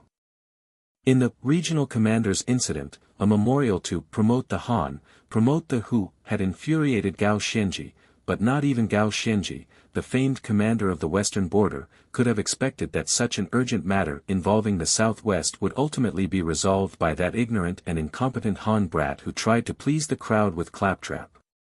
Moreover, he had defeated Daluan Ruozhen and Jelifeng and killed more than 400,000 soldiers. Not even the commanding general of Anxi, Gao Xianji, could ignore such an illustrious achievement. And when he thought about the regional commander's incident, Gao Xianji's view was completely different. No matter how he did it, there's no doubt about this matter. It seems like the Tang dynasty is about to gain another imperial great general. Gao Xianji said. These last words caused Feng Chongqing's entire body to tremble, his mouth agape as he stared in shock at his commander. He only knew that the victory in the southwest was no small matter and that the imperial court was certain to reward Wang Chong, but he had never imagined that Gao Xianji would raise him to the level of imperial great general. Just how old was that child? From the founding of the Tang dynasty to the reigning holy emperor, there had never been a 17-year-old who had been made a great general. Even Gao Xianji had been made a great general in his 30s. To think that Gao Xianji would have such a high evaluation of him. It had to be known that the two of them had a grudge over the regional commander's incident. Feng Chongqing sat on the ground in a daze, momentarily speechless. In the Biting Protectorate, the nominal vice-protector general was actually protector general in Sishan. Upon receiving the news, he swiftly dispatched countless scouts to the southwest. Of all the border regions, the victory in the southwest had the greatest impact on Baiting.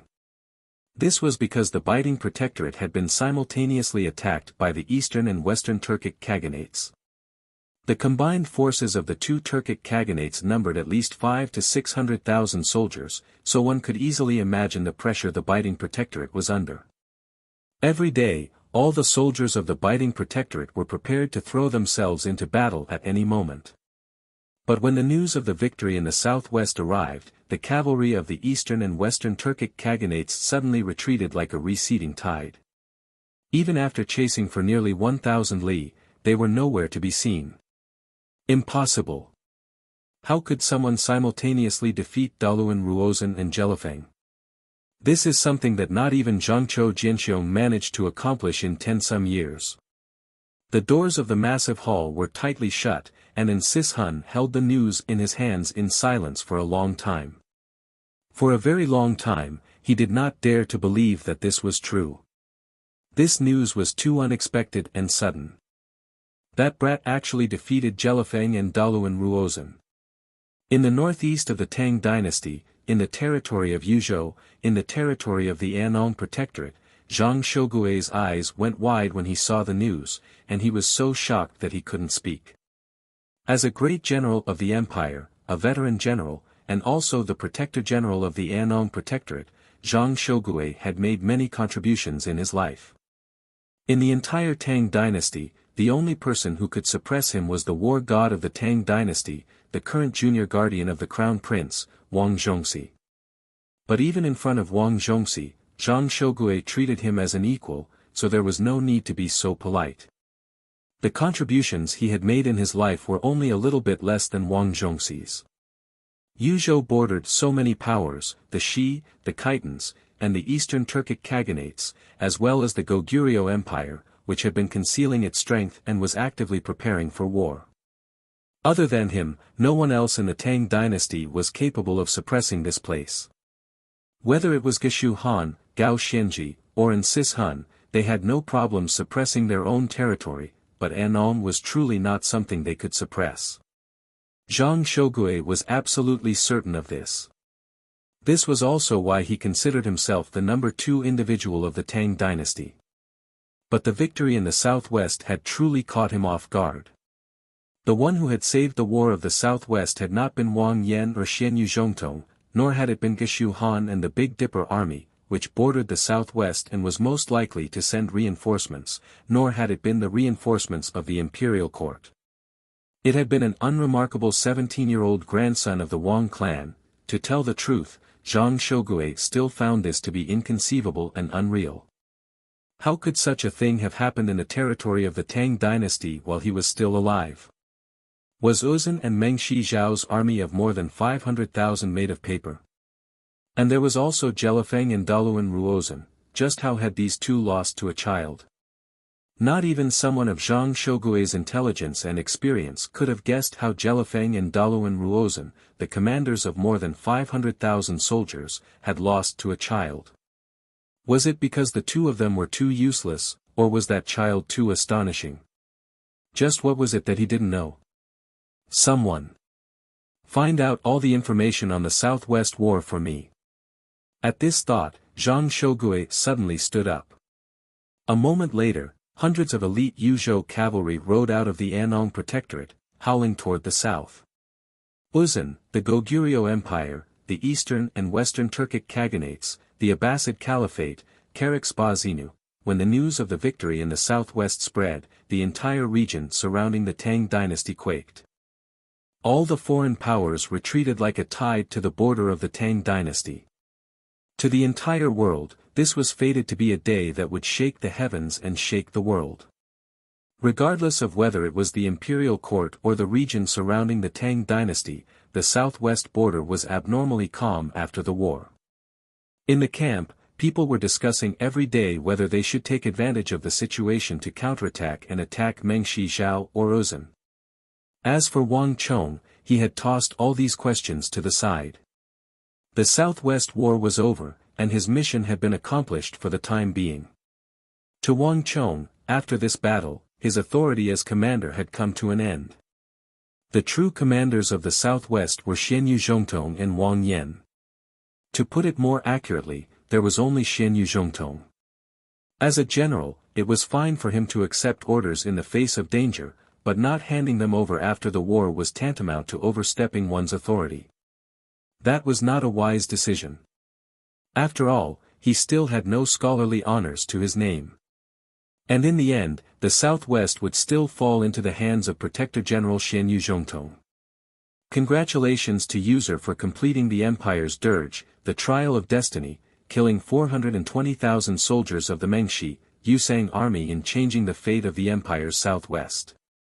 At this moment, Wang Chong was seated cross-legged on the summit of the mountain, the stone of destiny's voice ringing out in his mind. Buzz! In a flash of light, countless illusions appeared in front of Wang Chong's eyes. Gallop! Gallop! Gallop! The entire Southwest War, from the moment Wang Chong led his army out of the capital to the moment the Mengshi, Yusang army was routed and the Southwest War came to an end, flashed before Wang Chong's eyes like a fleeting flash of light. Congratulations to User for obtaining the new title, Controller of Destiny. User's ability to survive has been greatly strengthened, as well as User's ability to resist the shackles of the world and rule over destiny. Bzzz. The stone of destiny's voice stirred a fierce gale on the summit. Countless shadows that only Wang Chong could see surged past his eyes. Boom! At the same time, energy surged out of the depths of spacetime under the control of some invisible energy and rumbled into Wang Chong's limbs and bones. This energy was both cold and scorching, and it also contained a destructive energy. Chapter 639. Wang Chong's root bone had already reached the dragon bone level, but it was only the most basic flood dragon bone. But now, Wang Chong's root bone had broken through from the most basic flood dragon bone level to the highest level. More importantly, Wang Chong sensed that besides the changes in his body and root bone, he had also undergone some other transformation. The ability to resist the shackles of the world and control fate, just what is this? Wang Chong was flabbergasted. Although he had long ago known about the contents of this reward, even now, Wang Chong had no idea how this ability had been increased.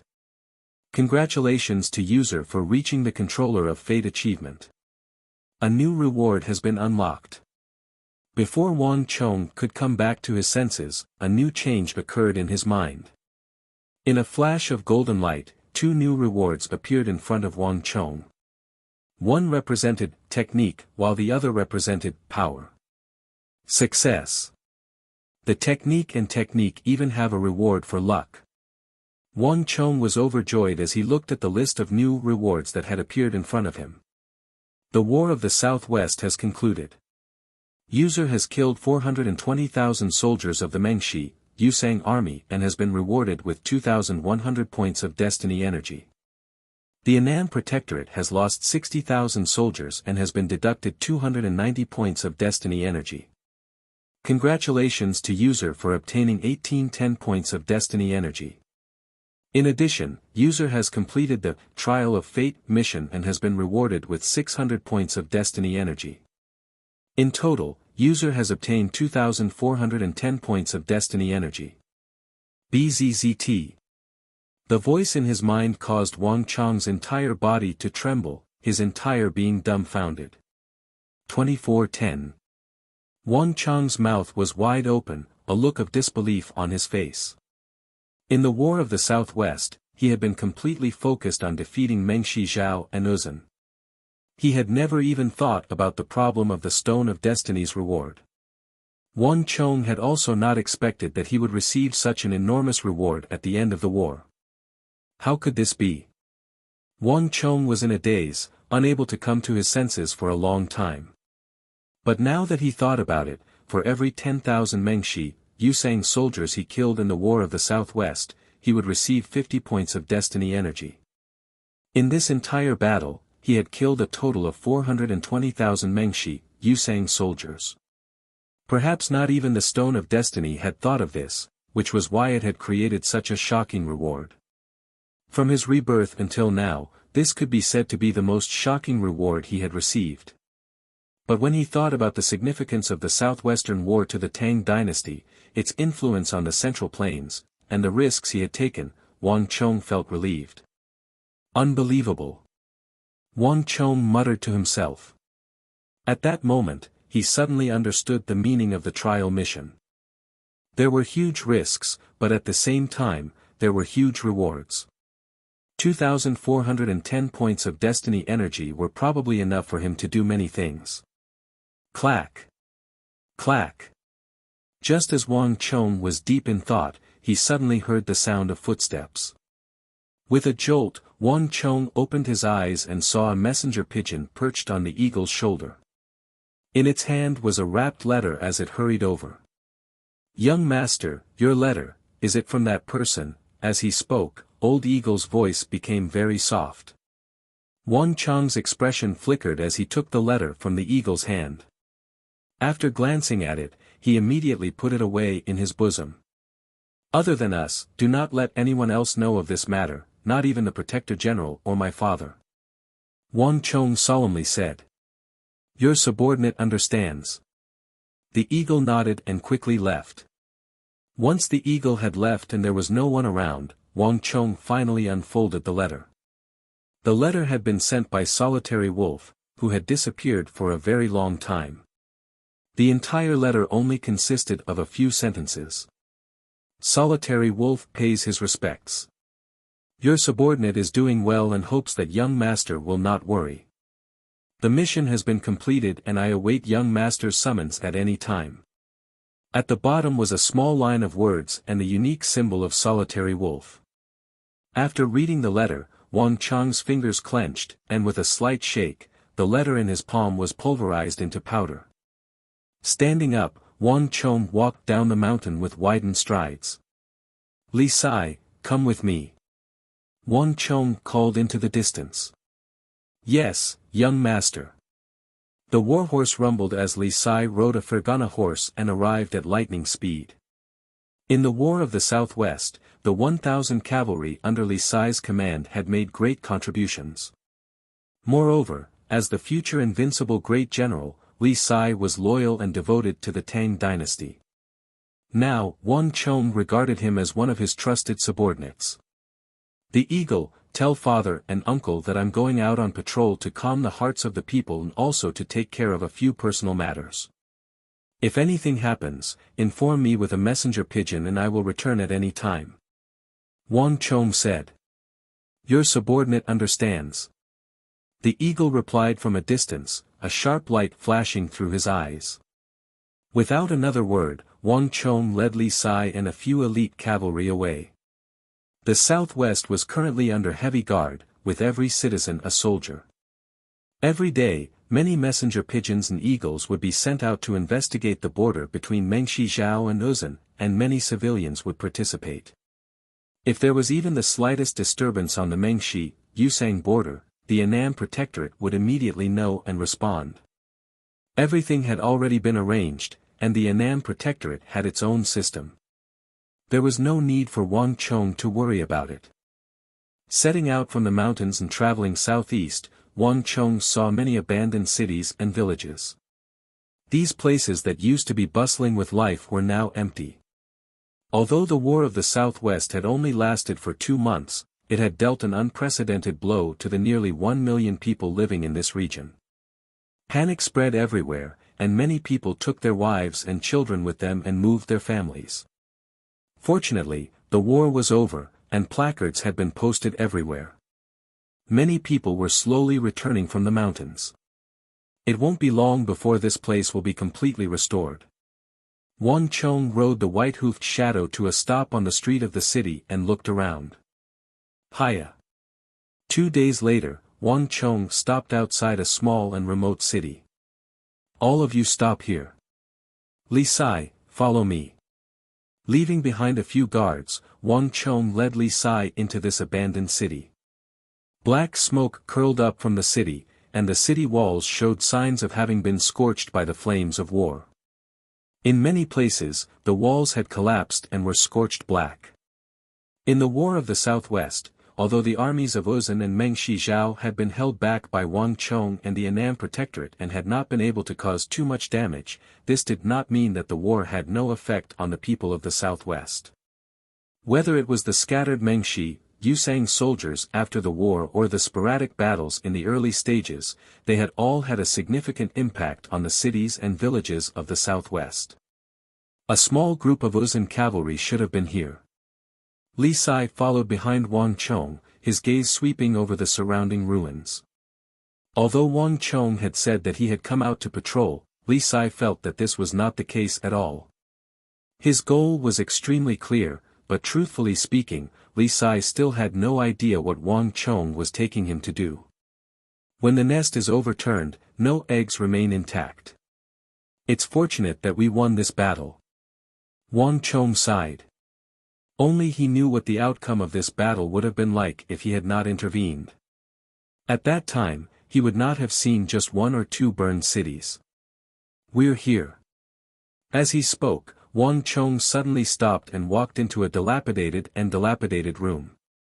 The room was dilapidated, the walls pitch black. All the tables, chairs, and tea tables had been kicked to pieces, and the shards of pots and pans were scattered everywhere.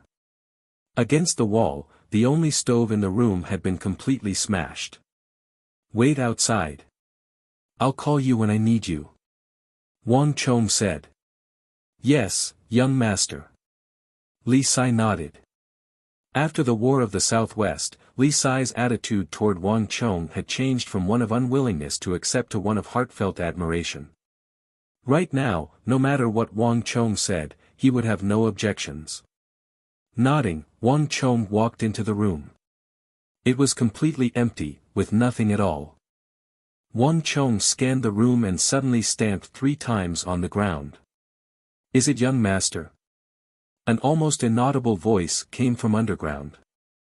It's me. Solitary Wolf, open the door. Wang Chong said in a low voice. Cack-lack. A series of mechanical sounds came from underground. A few moments later, a piece of floorboard in front of Wang Chong moved aside, revealing a pitch-black cave. A flight of stairs seemed to extend into the cave. Wang Chong raised his robe and, without the slightest hesitation, began to descend the stairs. Clang! There was the sound of sparks in the darkness. Slowly, the light of a fire began to spread before Wang Chong's eyes, gradually growing brighter. Young Master. Solitary Wolf's hoarse voice, disheveled hair, and haggard appearance gave Wang Chong a fright. Even at this distance, Wang Chong could smell the thick stench of blood. Solitary Wolf, what's wrong? Alarmed, Wang Chong hurried forward to support Solitary Wolf. Cough, cough, young master, be at ease. Those people want to kill me, but I'm quite lucky and won't die. Solitary Wolf raised his head and gave an ugly smile, his white teeth particularly conspicuous in the darkness. Don't force yourself. Wang Chong glanced at him and suddenly placed a finger on Solitary Wolf's Shanzhong acupuncture point. He then helped the weak Solitary Wolf sit on a chair and stuffed a white pill sealed in wax into his mouth. This is a healing pill. It'll help with your injuries. Solitary Wolf's body was riddled with sword and saber wounds, leaving Wang Chong horrified. Cough, thank you, young master. After swallowing the healing pill that Wang Chong had obtained from the palace, Solitary Wolf's complexion was clearly much better. His coughing wasn't as bad as before, and there was a faint trace of blood under his skin. How did you guys escape? Also, do you know the identities of those people who were chasing after you? Wang Chong asked. Lone Wolf smiled bitterly and recounted the process of his escape in detail. It turned out that Solitary Wolf had been hiding in Jiannan City for a long time, and it wasn't easy for him to find an opportunity to escape. However, those mysterious black-clothed men had been searching for them. There were a few times when Solitary Wolf almost died under their swords. Fortunately, Zhang Wentuo woke up at that time, and the two of them managed to escape successfully. Those black-clothed men, did you not catch a single one alive? Wang Chong asked with a frown. No, those people were death warriors. Once they were defeated and captured, they would immediately bite the poison in their teeth and commit suicide. I've tried to pry out their poison-filled teeth, but those people either started biting their tongues, swinging their swords, or severed their meridians and died. I've been dealing with them for a long time, but I couldn't get anything out of them. Solitary Wolf smiled bitterly. Also, not long ago, young master won a great victory, and those black-clothed men retreated completely. Even if I wanted to catch them, I wouldn't have the chance. The Annan Protectorate's notice was plastered everywhere, and Solitary Wolf had clearly seen it. Chapter 640. Where is Governor Zhang? Bring him to me. I have something to ask him. Wang Chong said. Everything that had happened in the southwest could be traced back to the Battle of Dao's Sword Pavilion, where Zhang Wentua had raped and murdered Jelifeng's wife and daughter. Right now, the entire Tang dynasty was under the impression that Zhang Wentua had died in the battle with Jelifeng in Sword Pavilion. Shielding and detaining an important official of the royal court was a heavy crime, and this was also the reason why Wang Chong was unwilling to let others know. Even his own father, Wang Chong, didn't want to let him know. Given his father's personality, there was a high chance that he would report this matter to the royal court. Given the crimes that Jelifeng had committed, if the royal court were to learn that he was still alive, he would surely be executed. Thus, no one could know that Zhang Wentua was still alive. Gongzi, thank you for saving my life, but there is no longer a Zhang Wentua, only a faceless man who has no face to see the world. Suddenly, a deep voice came from the cellar. In the light of the fire, a tall figure slowly approached. Even Wang Chong was given a fright upon seeing that person's face. Governor Zhang. What are you doing? Wang Chong stared at the figure before him.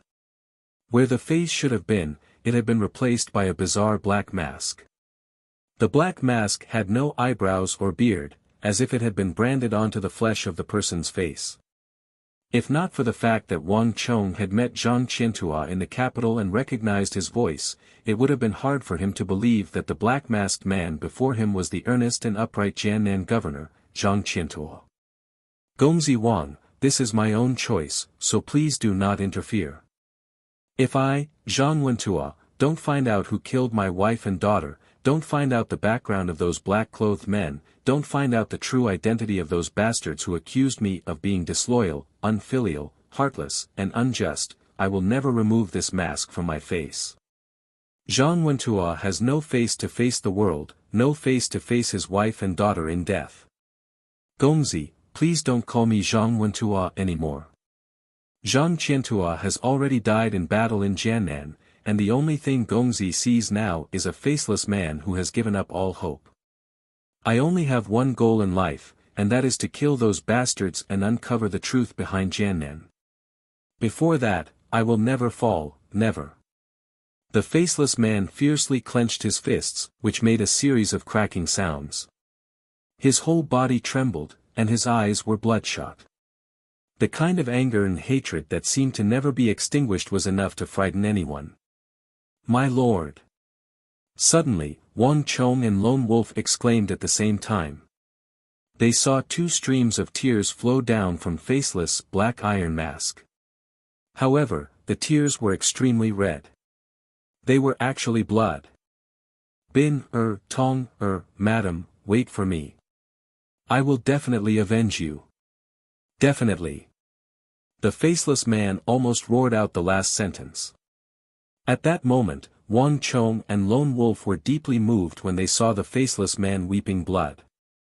A man does not shed tears easily, but only when he is deeply hurt.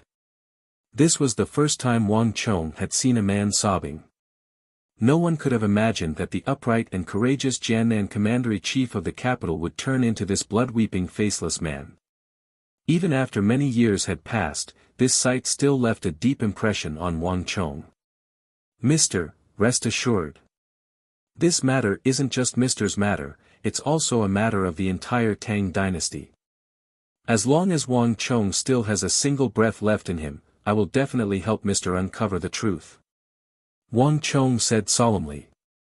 Zhang Wentuo was a loyal and upright official of the Tang dynasty. If not for Lone Wolf saving him in time, he would have already committed suicide by now. As a loyal official of the Tang dynasty, he had guarded the borders for the Tang dynasty for decades. Such a person should not end up alone, with his entire family wiped out, carrying infamy, and feeling ashamed to face the world. Even if he had never met him before, Wang Chong would never allow such a thing to happen to any member of the Tang dynasty, let alone a loyal and courageous official of the Tang dynasty. Young master, words cannot express my gratitude. If I can avenge my wife and wash away the infamy, I am willing to do anything for you, even if I have to work like an ox or a horse.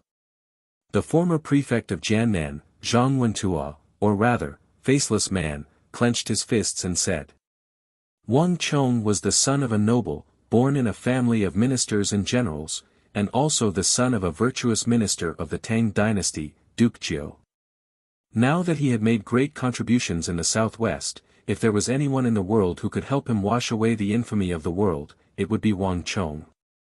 There's no need for that. Wang Chong shook his head. If it was just about serving as an emissary, he already had plenty of subordinates under him. Not to mention, he had the growing Kunwa training camp and the deflecting blade manor at his disposal. In this war of the Southwest, the people of the deflecting blade manor would be able to play their role and assist him. Their future growth would surely be even more limitless. The reason why Wang Chong came here to look for Mr. is also because of the matter regarding Jiannan. Mr., as long as you continue to investigate those people and uncover the truth about Jiannan, you will be doing Wang Chong a great favor. Wang Chong said. Faceless Man's eyelids twitched, unable to understand what Wang Chong meant. I won't hide it from Mr. I have something that I need to investigate as well. And I suspect that it has something to do with the people who are pursuing you. Wang Chong chuckled. Without beating around the bush, he took out the pitch-black and incomparably deep broken arrow from his bosom. This is. In an instant, Solitary Wolf and Faceless Man turned their gazes over. The broken arrow Wang Chong had taken out was forged with an extremely bizarre craftsmanship. It seemed to far surpass the current standard of arrow forging, and for some reason, the arrowhead was missing as well. However, the duo knew that Wang Chong had his reasons for doing so. Without hiding anything, Wang Chong told them about how he had been ambushed by a mysterious black arrow after the War of the Southwest, and how he had managed to dodge it with his keen intuition, only for the black arrow to accidentally kill Luoji. Gongzi. Solitary Wolf was shocked. The eagle had never mentioned this matter to him, so this was the first time he was hearing about it.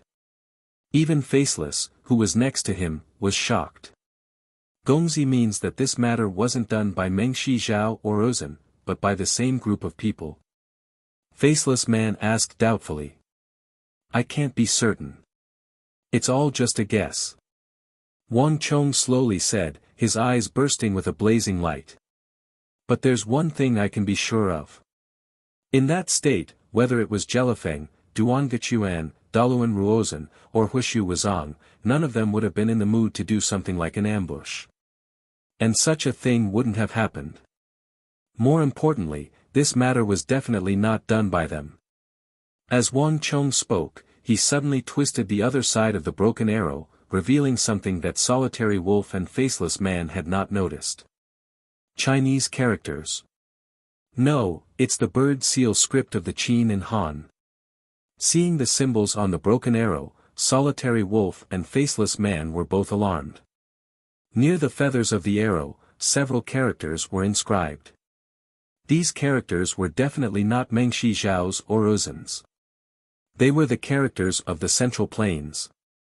Faceless Man could even tell at a glance that it was from the early Qin and Han dynasties, when only a small number of people used the cloud-patterned bird seal script. This type of script was very ancient. Legend had it that it originated in the spring and autumn and warring states periods. By the time of the Qin and Han dynasties, because of the complexity and difficulty of writing, it was gradually abandoned and replaced by the more square early ancient seal script and small seal script. But no matter which seal script it was not the script used by the current Tang dynasty. It was at this moment that the two of them suddenly understood why Wang Chong said that the people who ambushed and assassinated him were not Meng Shizhao's or Uzun's people. For a moment, there was dead silence in the cellar. Be it Lone Wolf or Faceless, neither of them spoke. The broken arrow was still the same broken arrow, dark and deep, but in the eyes of the two of them, they only felt that it was mysterious and had a fatal killing intent. It was completely different from before. But, why? Faceless Man finally raised his head and looked at Wang Chong said. There were too many mysteries in this. Could the people who were pursuing him and those who were pursuing Wang Chong be the same people? If not, why were they targeting Wang Chong? He was just a 17-year-old boy. And why was it him? There had to be a reason for killing. Faceless Man was one thing. After all, he was once the Jiannan prefecture chief and had an illustrious status. But Wang Chong was originally just a hedonistic son of a wealthy family in the capital. Although he came from a family of ministers and generals, he did not have an official position or a noble title. In the capital, there were countless children of nobility like him. Moreover, if it was just targeting the Wang clan, why not Wang Fu, or even Wang Yan? These two were also children of the Wang clan, and their status was even higher than Wang Chong's. Isn't this too sudden? I'm not sure about this either. Wang Chong shook his head, his eyes gradually turning deep under the light. But one thing is certain. This matter is very likely related to the war in the southwest. And I have a feeling that the people who pursued you and those who ambushed me are the same people. This is the only way to explain why the two of us were ambushed at the same time. I don't think the war in the southwest is that simple. There seems to be another power hidden in the shadows, controlling everything from the shadows. Wang Chong said. Jelifeng truly did have ambitions for the Tang dynasty, but this ambition was not so great that he would immediately act against the Tang dynasty. Jelifeng had not been prepared. Otherwise, he would not have gone to seek help from Uzun. And he would not have volunteered to fight the Annam Protectorate on the Irai Plains in order to obtain Uzun's alliance.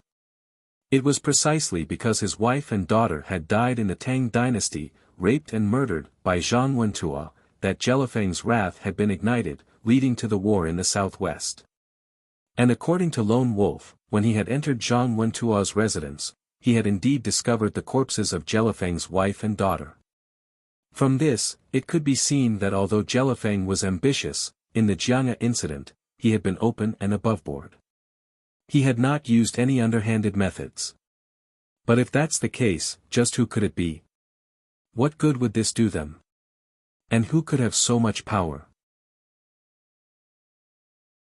Chapter 641.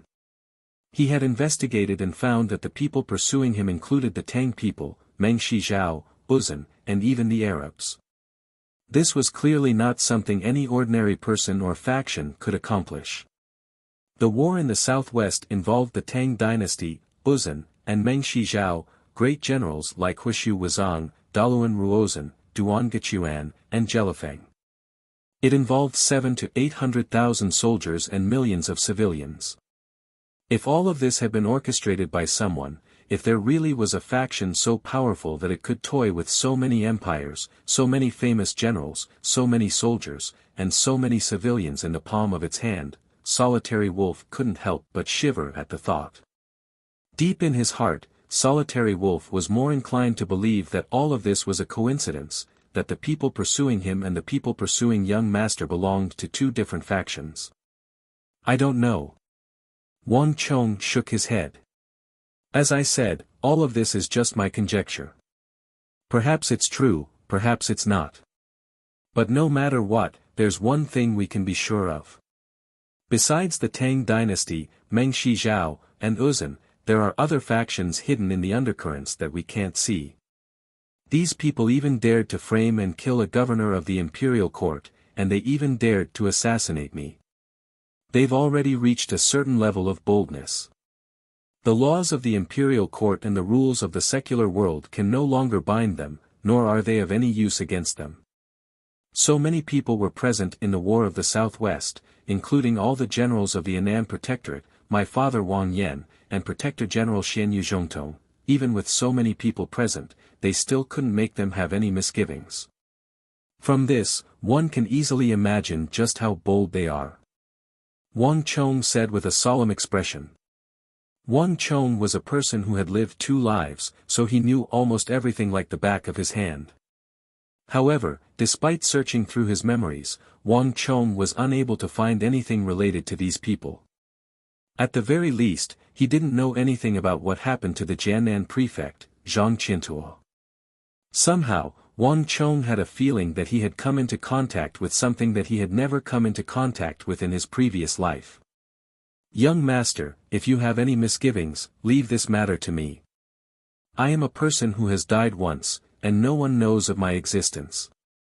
No matter who they are or how powerful they are, I have nothing to fear. In this life, I only live for one thing, and that is to uncover their true colors, to avenge Bin, Tong, and Madam, and also to wash away my grievances. As long as I can achieve this goal, I don't care if I have to go through a mountain of blades or a sea of flames, or have my tongue pulled out or my nose cut off. I have nothing left to lose. The faceless man looked resentful, and when he said the last sentence, he laughed bitterly. So what if he was powerful? So what if his background was mysterious? So what if his methods were brilliant and vicious? He was already a lonely man with nothing to lose, so what was there to be afraid of? Wang Chong and Lone Wolf looked at each other in silence. Wang Chong could feel the deep pain, hatred, unwillingness, and resentment in the depths of the faceless man's heart. It had to be said that all of this was completely out of Wang Chong's expectations. The former Jiannan prefect had become a faceless man, who only lived for revenge and wore a black iron mask. No one would believe it if they were to say it out loud. But when he thought about what Zhang Qiantuo had gone through, it wasn't that surprising. Perhaps, handing this matter over to him is the best arrangement. Wang Chong looked at the blood-red eyes of the faceless man and thought. Whether it was him or Lone Wolf, they were still living under the sun. On the surface, there were still taboos and inconveniences. Although Lone Wolf was a little better than him, as long as he did anything, once it was exposed, he and the Wang clan would be implicated. On the contrary, the faceless man's traces of his existence had been completely erased. And in this cellar, no one had greater determination and boldness than him to investigate this matter. These thoughts flashed through his mind, and Wang Chong quickly made a decision. Mister, I'll leave this black arrow to you. If you want to track down clues, start with this black arrow. As Wang Chong spoke, he suddenly handed over the broken black arrow in his hand. I can't promise you too much, but I can promise you one thing. You won't be alone in tracking down the sword pavilion. From now on, as long as you need anything, I can provide it to you. Martial arts manuals, medicinal pills, manpower, the army, connections in the court and the army. I will do my best to provide you with everything you need. In this matter, the Wang clan and I will be your greatest backer and pillar of support. So no matter what you want to do it without worry. Tian. Wang Chong sternly said. Young master. Hearing this, the faceless man trembled all over, and his eyes revealed a look of excitement. The faceless man had personally experienced just how powerful and unbridled these people were. They didn't even care about the stately governor of the court. The fact that Wang Chong was willing to involve himself in this matter was already the greatest support he could receive. And in truth, given Wang Chong's background, the Wang clan's influence in the court, and Wang Chong's enormous contributions in the southwest, if he had Wang Chong and the Wang clan's support, this would be the greatest support he could receive in the Tang dynasty. This was definitely much better than him fighting alone. And his hopes would be much greater. Many thanks, young master. The faceless man's eyes were bloodshot. He suddenly bent his knees and fell heavily to his knees in front of Wang Chong. Young master's promise is worth 1,000 caddies, and this faceless man has no way to repay it. As long as I can fulfill my heart's desire, from now on, if young master needs me, even if I have to go through water or fire, even if I have to sacrifice myself, this faceless man will not hesitate. A gentleman's promise was worth 1,000 caddies. This was the faceless man's vow, and it was also Wang Chong's vow. From now on, in the invisible shadows around Wang Chong, there was an additional faceless man whose origins no one knew besides Wang Chong and Lone Wolf, and who never spoke easily. Rumble. With a rumbling sound, the wooden plank on the ground opened, and Wang Chong walked out with Lone Wolf and the faceless man. Young master, who is this? Outside, Li Sai frowned slightly when he saw the faceless man covered in a black iron mask, a hint of surprise in his eyes. Faceless man. Wang Chong said indifferently, let's go. Don't worry about it so much. Let's go back. Hiya. With a shout, Wang Chong returned to the base with Li Sai, Lone Wolf, and a group of cavalry. Only the faceless man disappeared along the way. No one knew where he went. And no one cared about him. If even Wang Chong didn't ask, the others naturally wouldn't say much. The troops led by the King of Song arrived half a month later. More than 70,000 men and horses brought with them a large amount of provisions and ordnance. It was a majestic sight to behold. Ha ha ha, where's Wang Chong? Where's Wang Chong? Quick, let this king take a look. In the distance, amidst the billowing dust, before anyone could even appear, they could hear the King of Song's hearty laughter. Even though more than half a month had passed since the war, the King of Song was still in a state of extreme excitement and joy. Your Highness, the King of Song, there are so many people in the southwest, as well as me and Brother Gingji. Are we not worthy of your Highness's attention? On the mountain, Xian Yu Zhongtong and Wang Yan rode up on 2 tall divine steeds to welcome them. Ha ha ha, you 2 boorish men add up to 80 or 90 years old. How can you compare to the great hero of the southwest, the great general of the future? Where's Wang Chong? The King of Song roared with laughter. Even in front of Wang Yan and Xian Yu Zhongtong, he did not give them any face. Wang Chong pays respect to the King of Song. The moment he finished speaking, Wang Chong rode up on the white-hoofed shadow to welcome him. This was not the first time they had met the King of Song. The Song and Wang clans had always been friends for generations. When acquaintances met, they would naturally feel cordial. However, the King of Song's enthusiasm was truly unexpected. Ha ha ha, you don't know how many people in the imperial court became red-eyed with jealousy when they found out that this king was coming first. Let this king see the great hero of the southwest. As the King of Song spoke, he spread open his arms and gave Wang Chong a big, passionate hug. From the day the King of Song received the news of the victory in the southwest, he had been anxiously awaiting it. He had marched day and night with his 70,000 soldiers precisely so that he could be one step ahead and see Wang Chong, who had rendered enormous service in the southwest. Gingji, you've given birth to a fine son.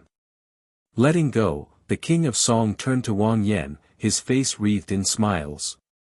Your Highness is too kind. My son is still young, so your Highness's praise might not be a good thing for him. Moreover, the war of the Southwest was won by tens of thousands of soldiers, not by him alone. Wang Yan sternly said. Ha ha ha, stubborn as a dead duck. If he had not built that lion city on the edge of the Arai, if he had not rushed to the southwest to command the army, Gingji, with just you and Xian Yu Zhongtong's abilities, would you have been able to win this war? I know that you are doing this for his own good, fearing that he will be too arrogant and impatient. I hope that he can calm his heart and not be arrogant in victory or discouraged in defeat. But now that the Holy Emperor has spoken, what else do you have to worry about? Just based on the enormous service your Wang clan has rendered in the southwest, no one in or out of the imperial court, including the Yao clan and King Qi, will be able to touch your Wang clan. The king of Song roared with laughter. Today, the king of Song was particularly happy. He was not one to so easily reveal his emotions, but Wang Chang's feats in the southwest had been too earth-shattering. It was precisely because of Wang Chang's great victory that the besieged Tang dynasty was suddenly able to intimidate all the foreign powers and resolve an enormous crisis. One could easily imagine the fondness the king of Song had for Wang Chong. Wang Yan stood to the side, an awkward expression on his face. The Wang clan had produced such a Qilin son, so how could he not cherish him? He was just afraid that he would be too arrogant. But these thoughts could not be concealed in front of the king of Song. Ha ha ha, brother Gengji, forget it. You're simply not a good liar. Moreover, your son's talent is clear for all to see. Even His Majesty is anxious to see him, so let's not cause any trouble. Chapter 642. A joyous occasion refreshed one's spirits, and the group welcomed King Song into the tent on the summit. Wang Chong, after you enter the capital, you must be careful. Inside the tent, the king of Song, Wang Yan, Xian Yuzhongtong, Wang Chong, Wang Fu, and Sun Luiyue sat cross-legged across from each other. The king of Song's smile faded, and his expression gradually turned solemn. You've rendered an enormous service this time. King Qi's side is about to explode from anger. Although he can't easily make a move against you, he definitely won't give up so easily. I've heard some news in the capital that he'll probably join forces with the Chamberlain of Dependencies to make a fuss about etiquette. You've rendered an enormous service this time, so the Holy Emperor will definitely reward you. However, if there's a problem with the etiquette when you're presenting your reward, the imperial censors will use it against you and use it against you. Those imperial censors, from the prime minister to the imperial concubines in the palace, will even dare to impeach you. Although there are many people in the court who like you, there are also many who want to see you make a fool of yourself and make a fuss about you. You're still young. If you leave others with the impression that you're too young and frivolous, it will greatly affect your future career. It's even possible that your reward will be revoked. You absolutely must not be careless. The king of Song spoke earnestly. The situation in the court was treacherous and treacherous. It was different from the flashes of swords and blades on the battlefield. If one was not careful, they could be consigned to eternal damnation. No matter how great a service one rendered, it would be useless. Back then, the king of Song, a member of the imperial family and an imperial prince of the Tang dynasty, had been thrown into prison, let alone others. Wang Chong was still young. Moreover, he represented the greatest hope of the king of Song and the younger generation of the two clans. As an elder, the king of Song didn't want to see Wang Chong being plotted against over such a small matter. This was also the reason why he had come looking for him before Wang Chong returned to the capital. I've already had Grand Scholar Lu find an old servant from the Chamberlain of Dependencies. He's learned and knows a lot. After you return to the capital, you can look for him to study, so as to avoid any problems. Thank you, the king of Song. Wang Chong bowed respectfully. Having lived 2 lives, Wang Chong actually knew much more than the king of Song. He also did not think that the Chamberlain of Dependencies could really plot against him. However, the king of Song's sincere concern for him still moved him greatly. Ha ha ha, there's nothing else. Oh, that's right, Wang Chong, this time, the emperor has instructed me to stabilize the situation in the southwest. On Uzun and Mengshi Zhao's side, Duan Gechuan is still there, and Huishu Wizang is unscathed. If these two join forces and try to do something, I'm afraid that the southwest will once again fall into chaos. As he spoke, the king of Song revealed a worried expression, and his expression became much heavier. Duan Gechuan and Huishu Wizang were both famed generals of the present age. In terms of martial prowess, the king of Song did not fear them, but the art of war and battle formations were not his forte. This was also why he had specifically asked Wang Chong for help. Your Highness, be at ease. They won't be able to join forces, and they won't be able to achieve anything. Even if they have the intention, I definitely won't give them this opportunity. Wang Chong looked at the King of Song and smiled. Oh. The King of Song's eyes brightened as he immediately turned to Wang Chong. In the tent, everyone else also turned to Wang Chong. There were many things waiting to be done on the southwest border, and Uzun and Meng Shizhao would always be a threat. If Wang Chong could resolve this problem, he would be able to resolve everyone's worries. This would be yet another merit. Chonger, are you serious? Wang Yan also spoke with a serious expression. It naturally wouldn't have been possible in the past, but now that we have the King of Song's 70,000 soldiers, everything is completely different. Wang Chong smiled and nodded, a confident look on his face. The greatest threat to Uzun and Meng Shizhao is not their soldiers, but their alliance. In the past, I really might not have been able to do anything. But now, Jelifeng is heavily injured and unconscious, Meng Shizhao has no one to oversee the situation, and the court is in chaos. This is the best time for us to exert pressure on them.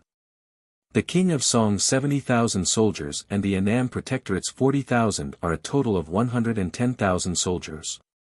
The Meng Shi, Yusang army was still unable to do anything to us when it had 500,000 soldiers, and now that their strength has been greatly reduced, less than a quarter of their original strength, they are even less of a match for us.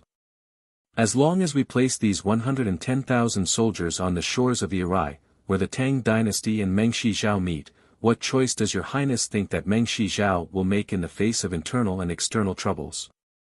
Ceding land and paying reparations and submitting to the Tang dynasty will be their only choice. Wang Chong confidently said. Ceding land and paying reparations? In the tent, everyone turned to look at Zhang Xian in astonishment. Wang Chong's proposal was far beyond their expectations, and they had never even heard of ceding land and paying reparations.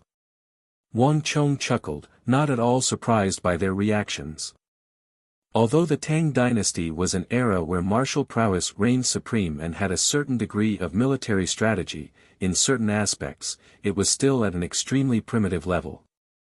A war would take a long time and result in many casualties, a great deal of provisions, equipment, and warhorses being consumed. But in the end, the victor would only obtain a victory in reputation, while the loser would only be forced to retreat. After a period of time, the loser would accumulate enough strength to stage a comeback, and then another war would ensue, this sort of pattern repeated over and over again. To Wang Chong, this was extremely inconsistent with the nature of war, and it was not in the interests of the victor. War was for the sake of politics, but it was also for the sake of the empire.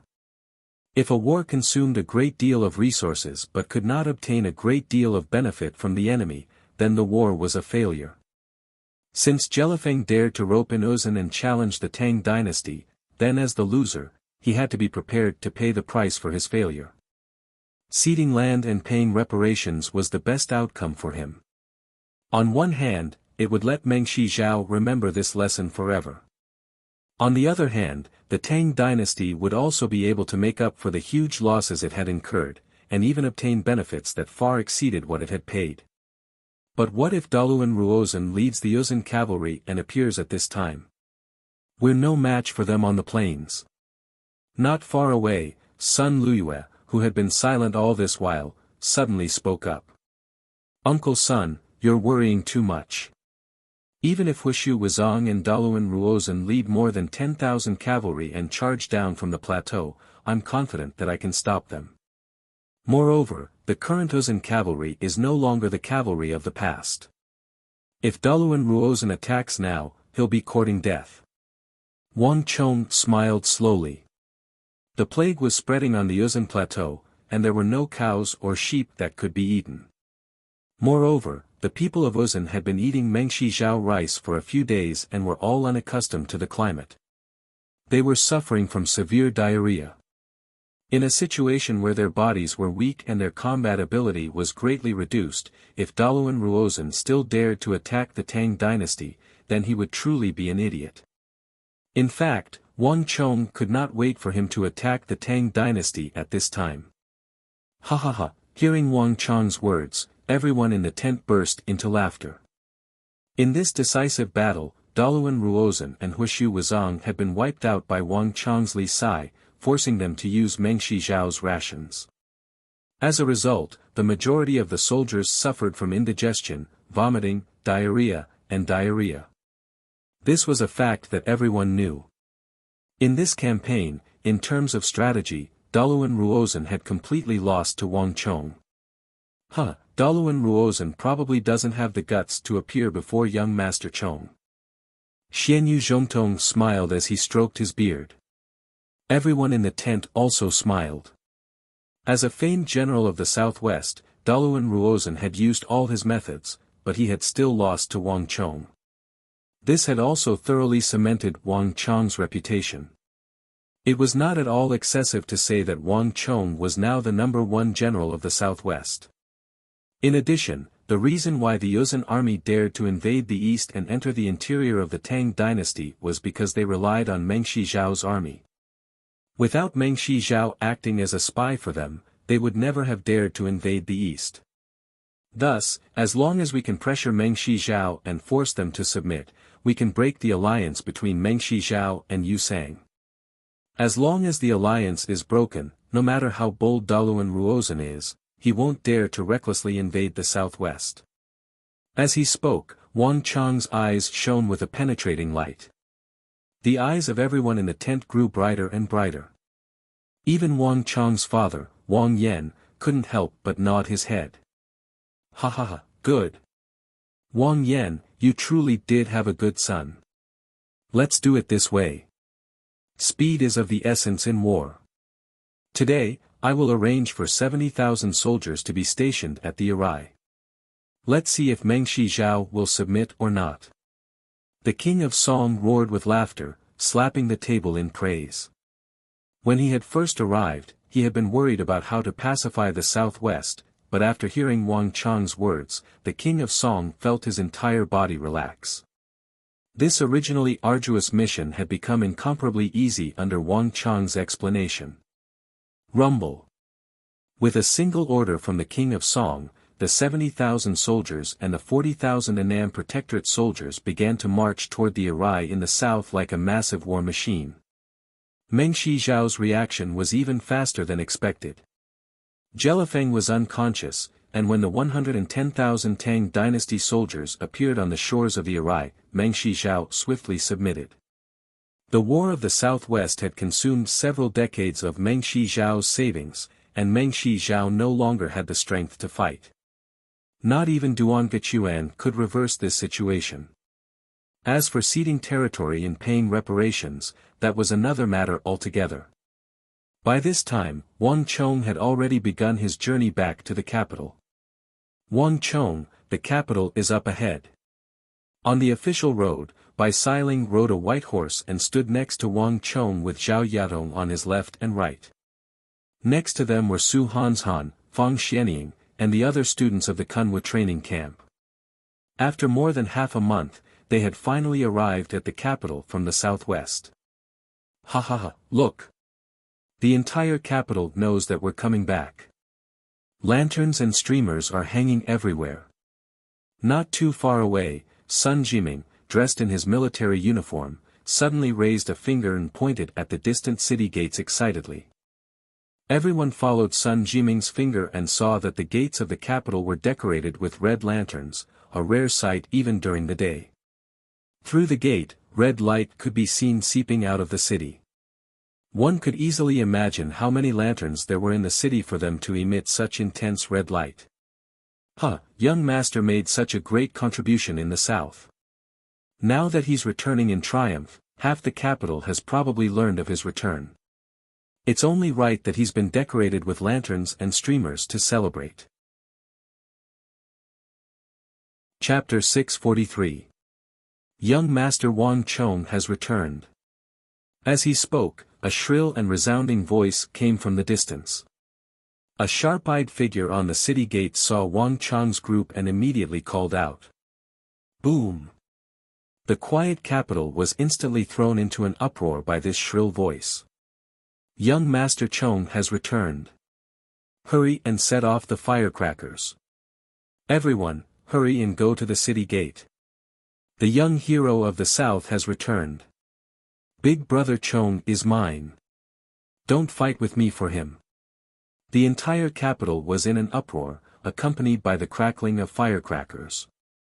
Not only that, as if they had received a signal, countless people surged out of the city gate like carps crossing the river. Their faces were flushed and they were in high spirits. Wang Chong! Wang Chong! Wang Chong!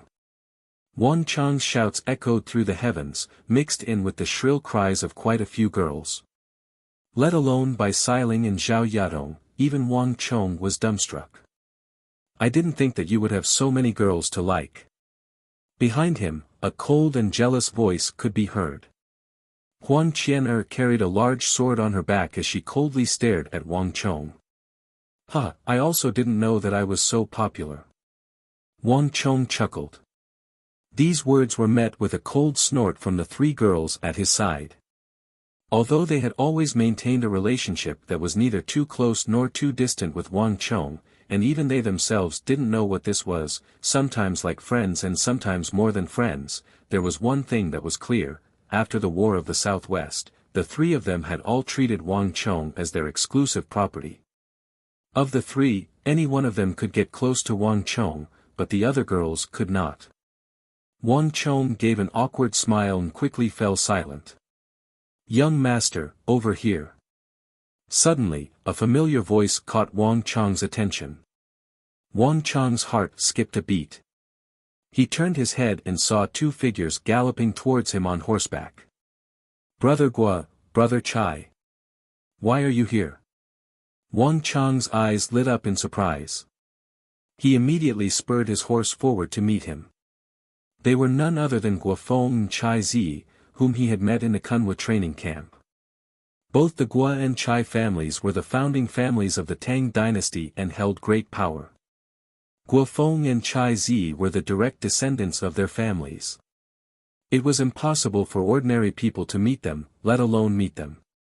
Wang Chong did not expect that they would be waiting for him at the city gate.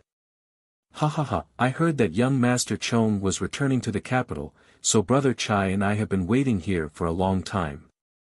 Guofeng clasped his hands together and smiled. Young Master Chong has made great contributions in the southwest. There are countless people in the capital who wish to meet young Master Chong. We also wanted to be the first, so we specifically waited at the city gate. Chai Zi also faintly smiled. Dear brothers, you're too polite. Wang Chong clasped his hands in return, believing that the two were just being polite. But Wang Chong quickly realized that this was not the case. Young Master Wang. Look, young Master Wang is here. Suddenly, a loud shout came from the city gate. By the time Wang Chong turned his head, he saw a large crowd surging out. The Zhang clan, the Lu clan, the Huang clan, and the Cheng clan had all come out. But before Wang Chong could react, another wave of shouts could be heard. Young Master Chong has returned. Young Master Chong has returned. Behind the Cheng, Huang, Lu, and Zhang clans, countless members of the capital's great clans also came out. Most of these people were unfamiliar to Wang Chong, but when he saw the emblems of their clans on their clothes, Wang Chong immediately recognized them.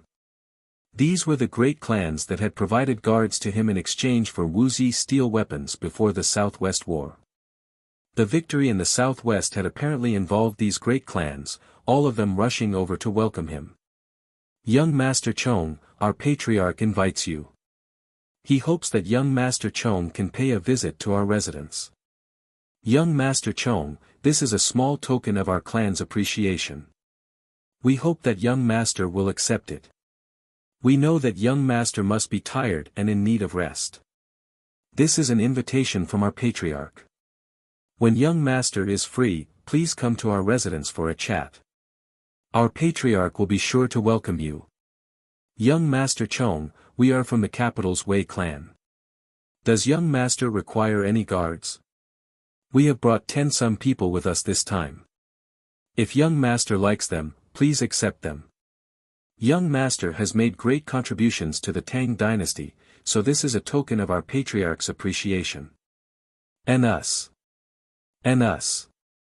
The patriarchs, young masters, and stewards of countless great clans began to gather around, some offering gold and silver, some offering powerful guards. Some great clans even brought their adult daughters, hoping to marry them to Wang Chong and form a good relationship with the Wang clan. Even though Wang Chong had experienced the war in the northwest and defeated opponents like Daluan Ruozan and Huishu Wazang, he had developed an incomparably powerful heart. But when he saw those beautiful and alluring young ladies of the great clans raise the curtains and disembark from their carriages, he couldn't help but blush.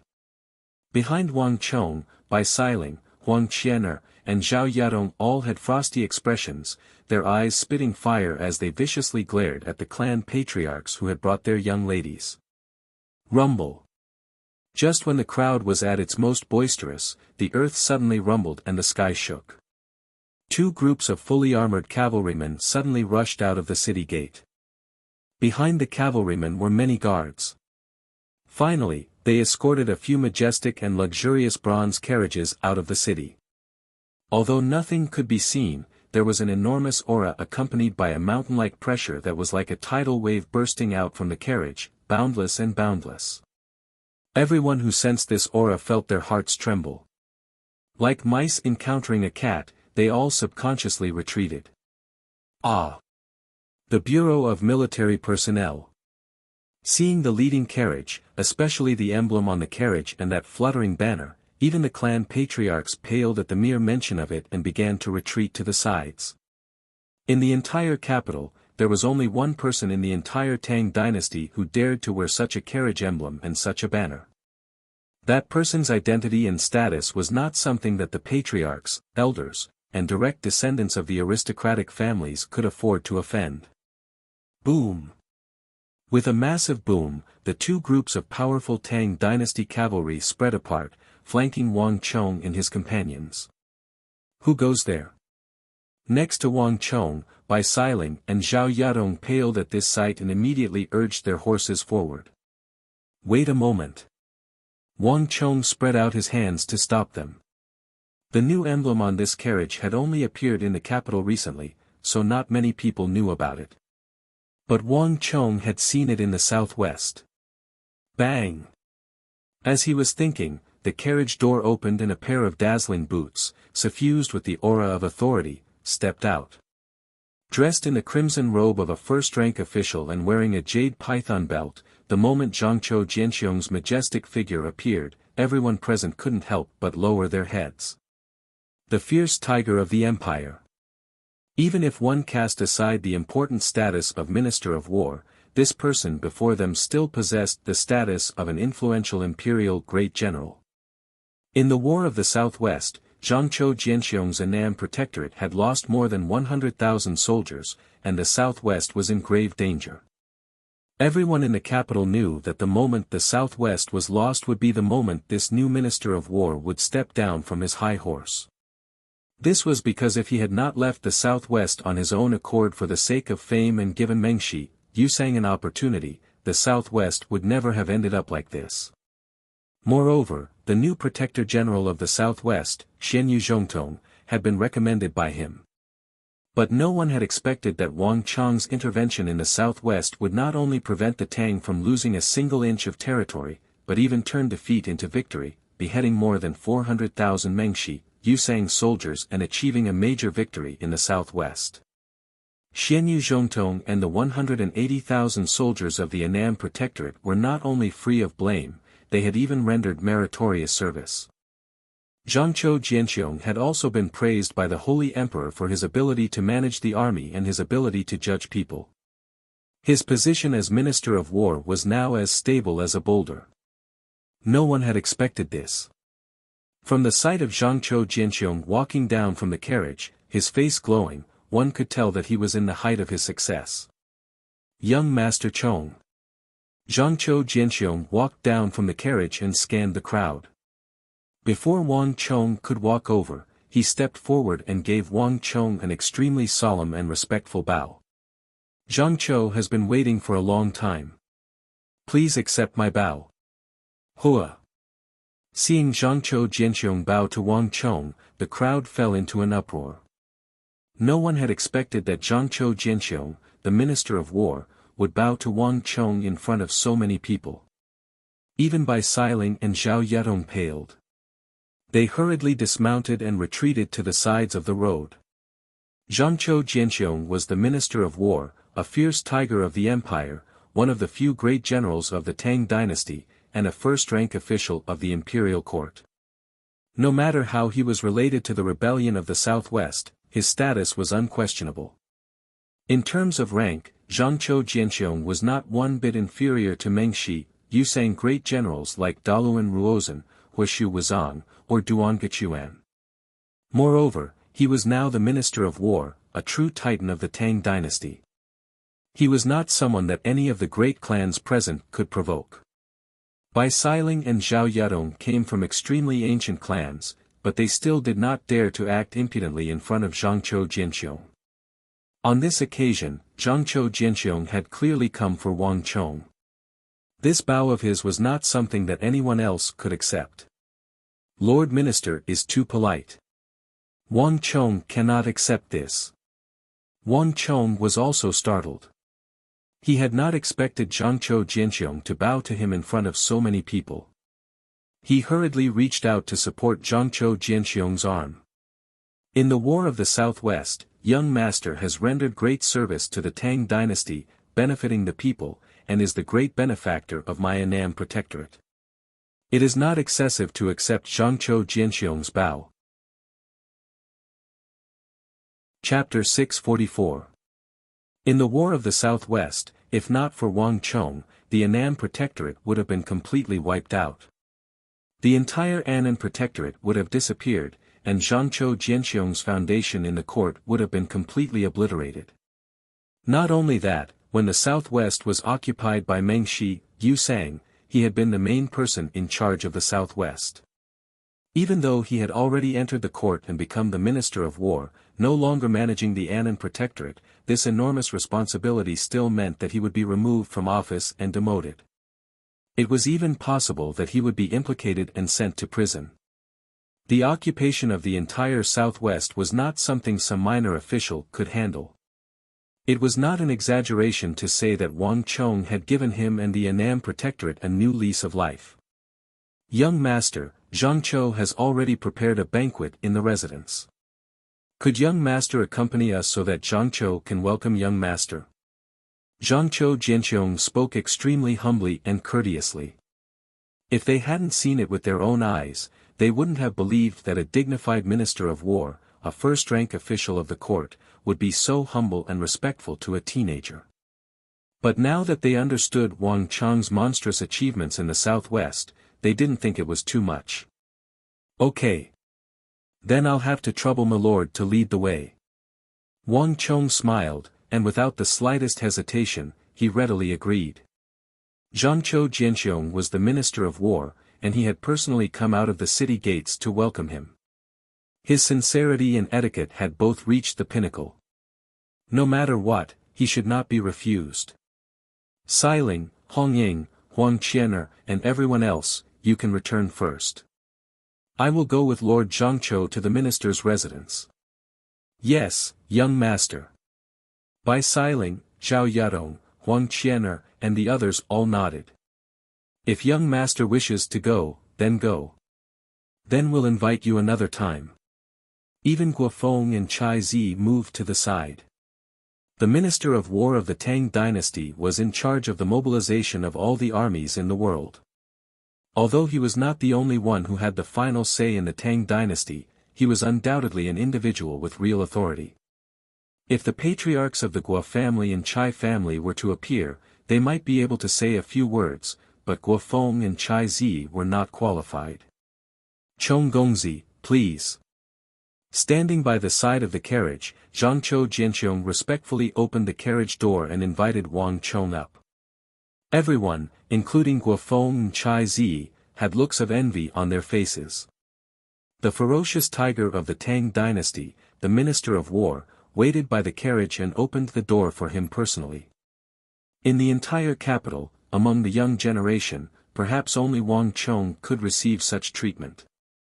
This was a treatment that even many aristocratic families, including nobles, generals, and ministers, could not receive. Rumble, rumble, rumble. The carriage drove all the way through the city gates, heading in the direction of the Minister of War's residence. Wherever the carriage passed, the people in the capital who had already received the news burst into thunderous cheers. Wang Chong! Wang Chong! Wang Chong! Wang Chong! Wang Chong! Wang Chong! Wang Chong! Wang Chong! Wang Chong!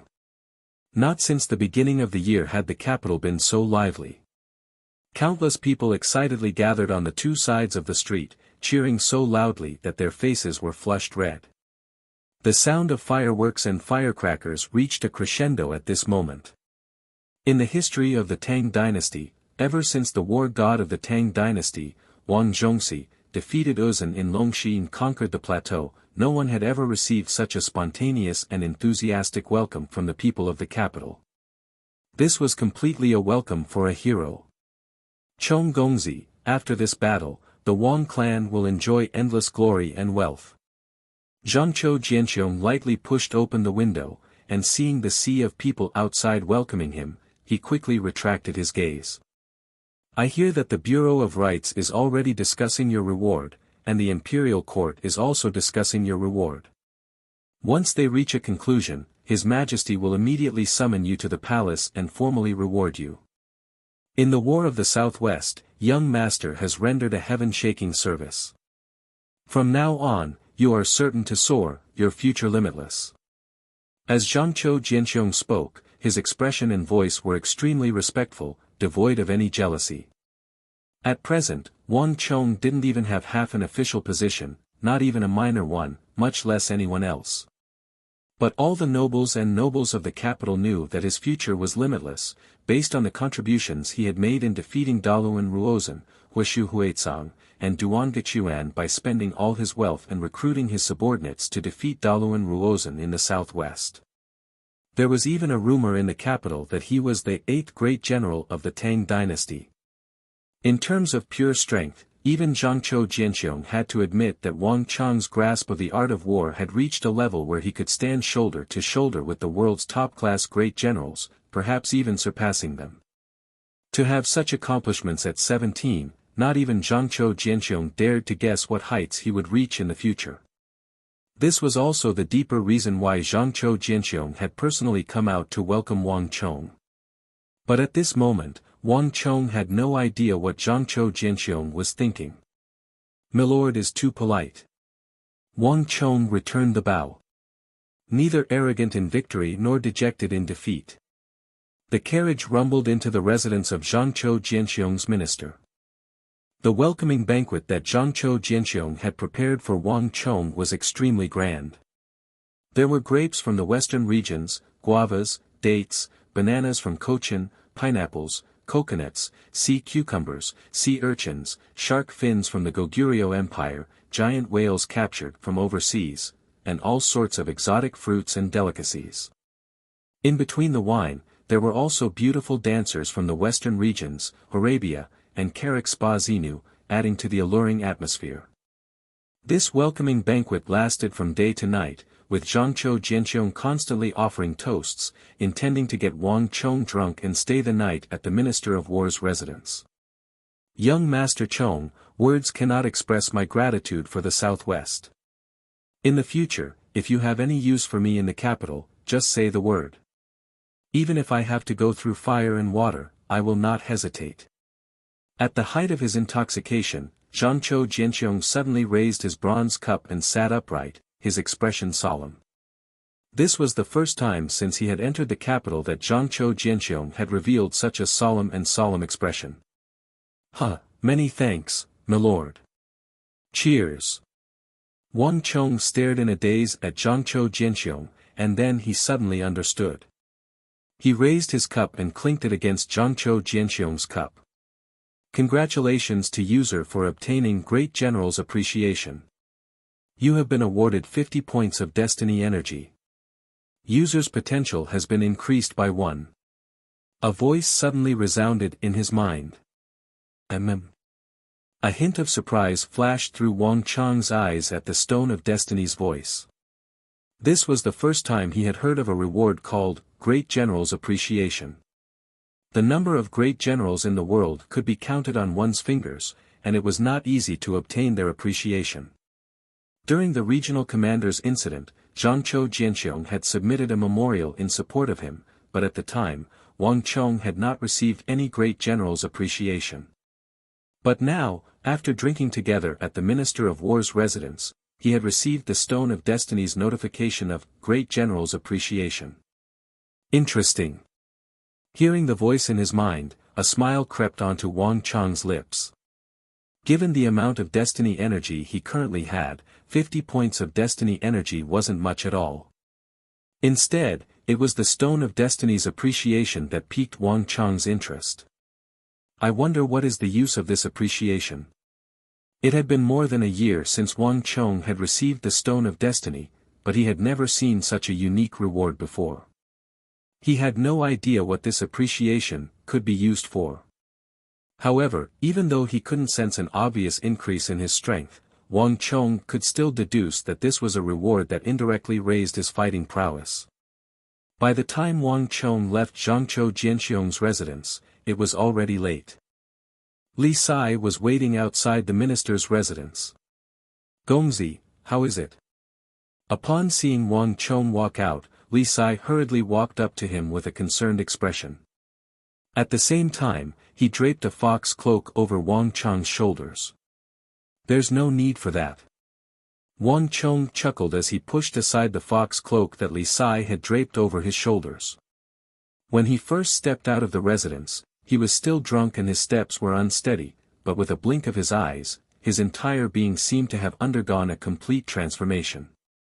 All the alcohol in his body was transformed into white steam that was forced out of the top of his head. The current Wang Chong didn't seem the least bit drunk at all. With the rise in his martial arts, Wang Chong was able to use more and more techniques. Forcing out the alcohol in his body was a mere trifling matter.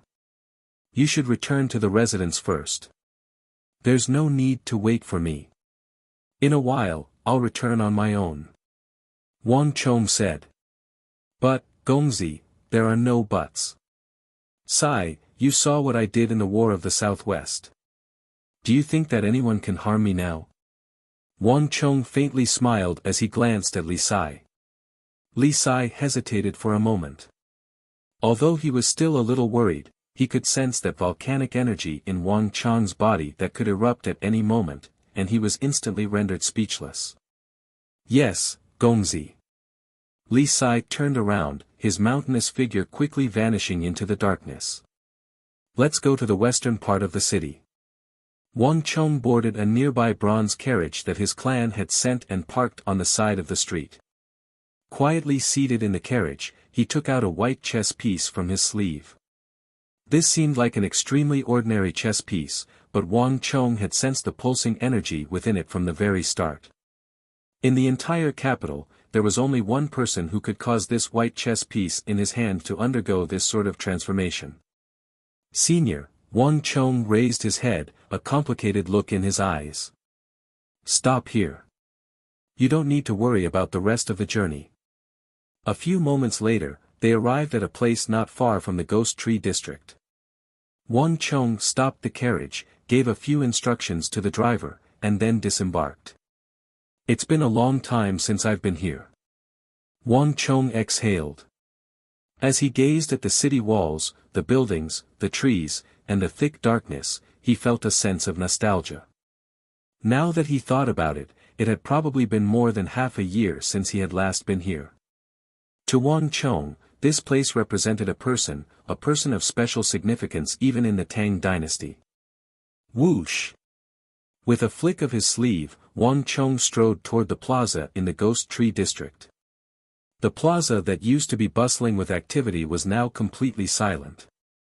There was not a single person to be seen, and the surroundings were frighteningly quiet. With great familiarity, Wang Chong walked in the direction of his memories. Turning a corner, Wang Chong saw the massive silhouette of a tree in the distance. In the darkness, it seemed like a primordial beast, baring its fangs and brandishing its claws, a terrifying sight. Beneath the silhouette of the tree was a faint orange light. In the light, an old man and a young man were seated, their bodies slightly bent. In front of them was a chessboard. There were no pieces on the chessboard, but there were 2 full jars on either side. Chapter 645. Senior. Upon seeing that familiar figure, Wang Chong walked over and respectfully bowed in front of the old man, his expression extremely respectful and serious. If the people of the capital knew that Wang Chong, who had just won a major victory in the southwest and was viewed as a triumphant hero by the entire Tang dynasty, would be so respectful to this old man, they would definitely find it inconceivable. But Wang Chong knew that no matter who it was, the old man before him was worthy of such a grand gesture. This was because he was So Yung-sun, the war god of the Tang dynasty, a legendary existence whose name had already spread throughout the world in Taizong's era. Even famed generals like Wang Zhongxi and Zhang Shogui paled in comparison to him. "I'm here." So Yung-sun's voice was very soft, like that of an ordinary old man. It was impossible to imagine that he was that famous war god. "Sit." So Yung-sun didn't even raise his head, only pointed at the chessboard across from him. "Ha ha ha, senior brother." A cute little head poked out from under So Yung-sun's ribs, its 2 eyes twinkling in the light. It was none other than the Xiao Jianjian who often accompanied So Yung-sun.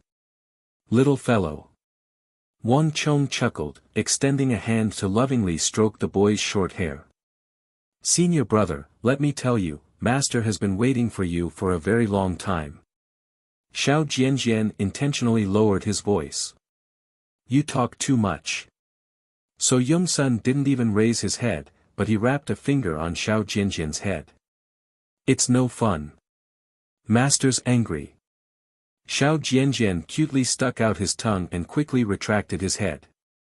Wang Chong glanced at So Yung-sun, a pensive look in his eyes, and then he quickly sat down across from So Yung-sun. "Accompany me for the next round." So Yung-sun finally raised his head and pointed at the chess jar opposite him. The orange-red light shone on his face, changing constantly. "Yes, senior." Chuckling, Wang Chong picked up the chess jar and held it in his hand. However, when Wang Chong saw the chess pieces inside, he was slightly stunned. In the past, when Wang Chong and So Yung-sun played chess, So Yung-sun played the white pieces, Wang Chong played the black pieces, and the white pieces went first. But this time, So Yung-sun gave him only white chess pieces. "In the past, you were only a little clever, so I let you take the black pieces. But now, you are worthy of these white pieces." So Yung-sun's voice came from the air. In an instant, Wang Chong seemed to understand something. The night was slightly cold, but Wang Chong felt warm in his chest, and he was slightly touched. So Yung-sun didn't say anything, but there was no doubt that he had expressed his approval of him in this way. This was something that he had never felt before. "Let's play chess." Before Wang Chong could say anything, So Yung-sun had already picked up the chess piece in his hand. "Yes." Wang Chong smiled calmly and placed a white chess piece first. The game went on from midnight until dawn. In the end, even the lantern next to So Yung-sun was about to be extinguished. "Okay, I lost." At the last moment, So Yung-sun gave up and admitted defeat. Undoubtedly, he lost. But even so, So Yung-sun wasn't the slightest bit upset. Instead, he seemed unusually happy, as if he was the one who won. Scholars don't love wealth, while military officials don't mind death. This is the way for a country to prosper and never decline. Chong'er, you did well in the War of the Southwest. You didn't lose face for the Tang dynasty. So Yongsun stood up and looked at Wang Chong with a gratified expression. Yes, senior. Wang Chong lowered his head, his heart filled with gratitude.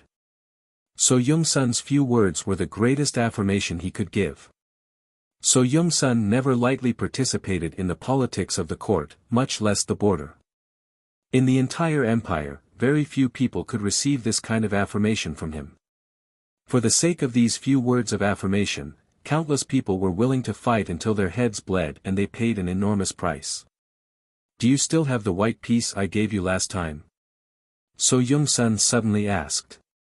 Yes. Wang Chong hurriedly took the white piece from his bosom. Give it to me.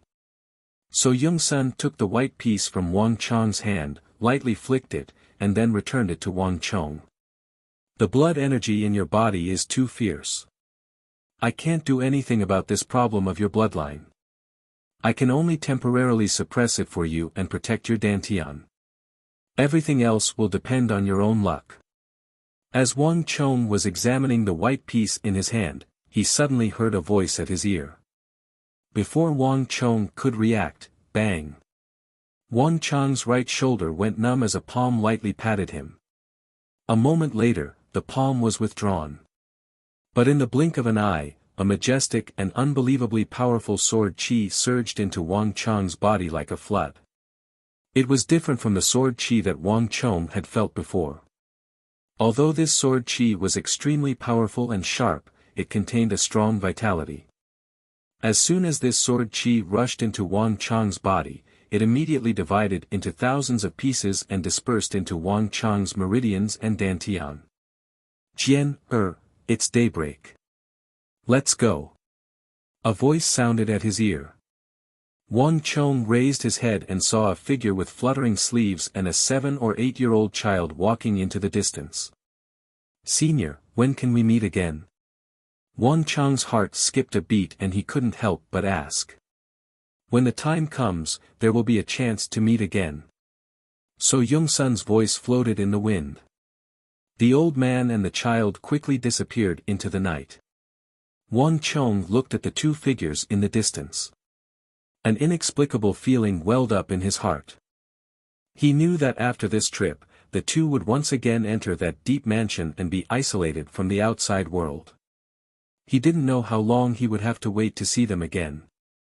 After calming his mind, Wang Chong quickly returned to his residence. After paying his respects to his mother, Wang Chong quickly went to bed. He had barely closed his eyes during the War of the Southwest.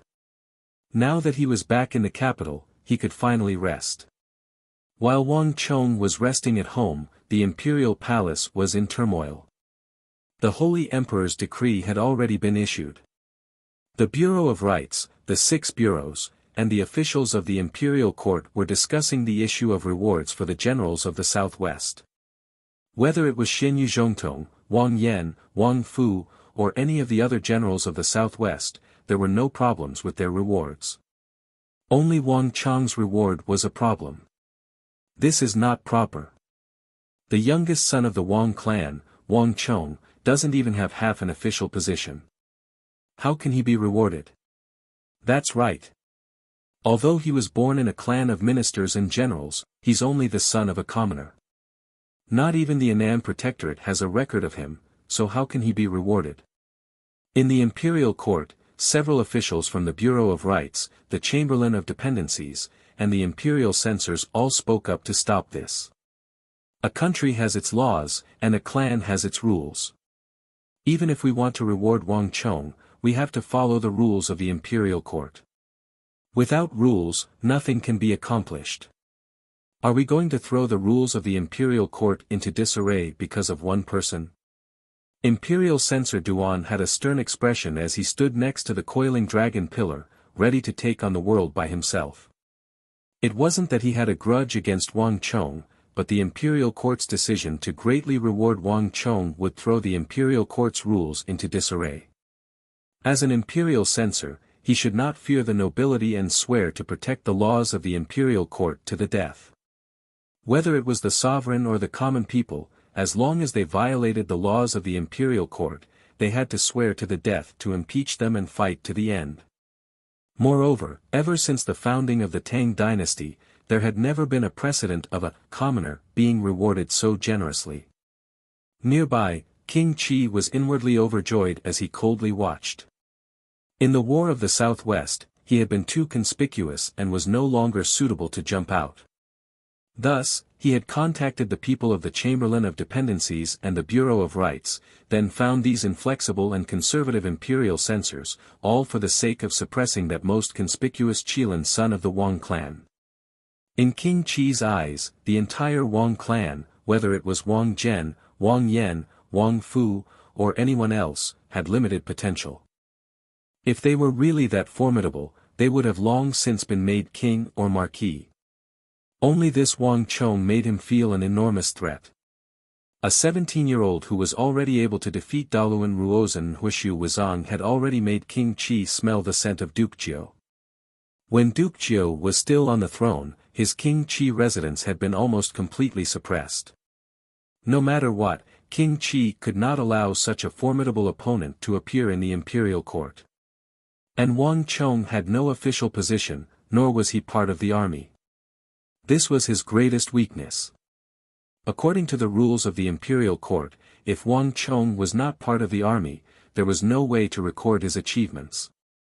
No matter how great Wang Chong's achievements in the southwest were, they would have nothing to do with him. Then according to imperial censor Duan's meaning, given that Wang Chong has made such a great contribution, should we also charge him with privately raising an army, forging weapons, and interfering with the command of battle? A strange voice came from the side. Before anyone else could speak, another imperial censor across from imperial censor Duan spoke, his voice brimming with sarcasm. Imperial censor Yang. Duan Qian instantly paled at the sight of this imperial censor. This sarcastic imperial censor had graying temples. It was his former superior, Yang Wei. It would have been fine if someone else had rebuked him, but it just had to be Yang Wei, a fellow imperial censor, and his immediate superior. Duan Qian's face immediately turned red, but he quickly regained his composure. Why not? Duan Qian stiffened his neck. The imperial court had its laws. If one violated the laws, so what if one was his superior? So what you mean is that we should imprison Wang Chong and imprison him. Then you will lead the army to the battlefield and lead the Tang dynasty to defeat Daoluan Ruozhen, Wuxia Wuzong, Duan Gechuan, and those ambitious foreign lords in the surroundings, and then protect the common people of the Tang dynasty. All of a sudden, a voice came from behind him. Before Duan Qian could react, a skinny hand suddenly reached out and pinched his ear fiercely. Then, it started twisting violently. Chapter 646. Third Uncle, Third Great Uncle. Seeing the person behind him, Duan Qian's eyes widened and his entire face paled. Imperial Censor Duan. Duan Zhongcheng. Seeing the old imperial censor with grizzled temples walk in, the people on both sides turned solemn and bowed. This old man with grizzled temples and a thin but extremely spirited figure was none other than the old imperial censor, Duan Chao. However, Duan Qian had a completely different feeling. The old imperial censor Duan Chao was not only a renowned figure of virtue and prestige in the Tang dynasty, but also the head of the Duan clan. Moreover, he was an upright and outspoken man who did not fear the powerful. This had been the case since the previous dynasty. From the previous emperor to the dukes and nobles, even the low-level officials, they had all been impeached by him. Even the grandfather of the main character this time, Wang Chong, the esteemed Duke Jiu of the Tang dynasty, had been impeached by him.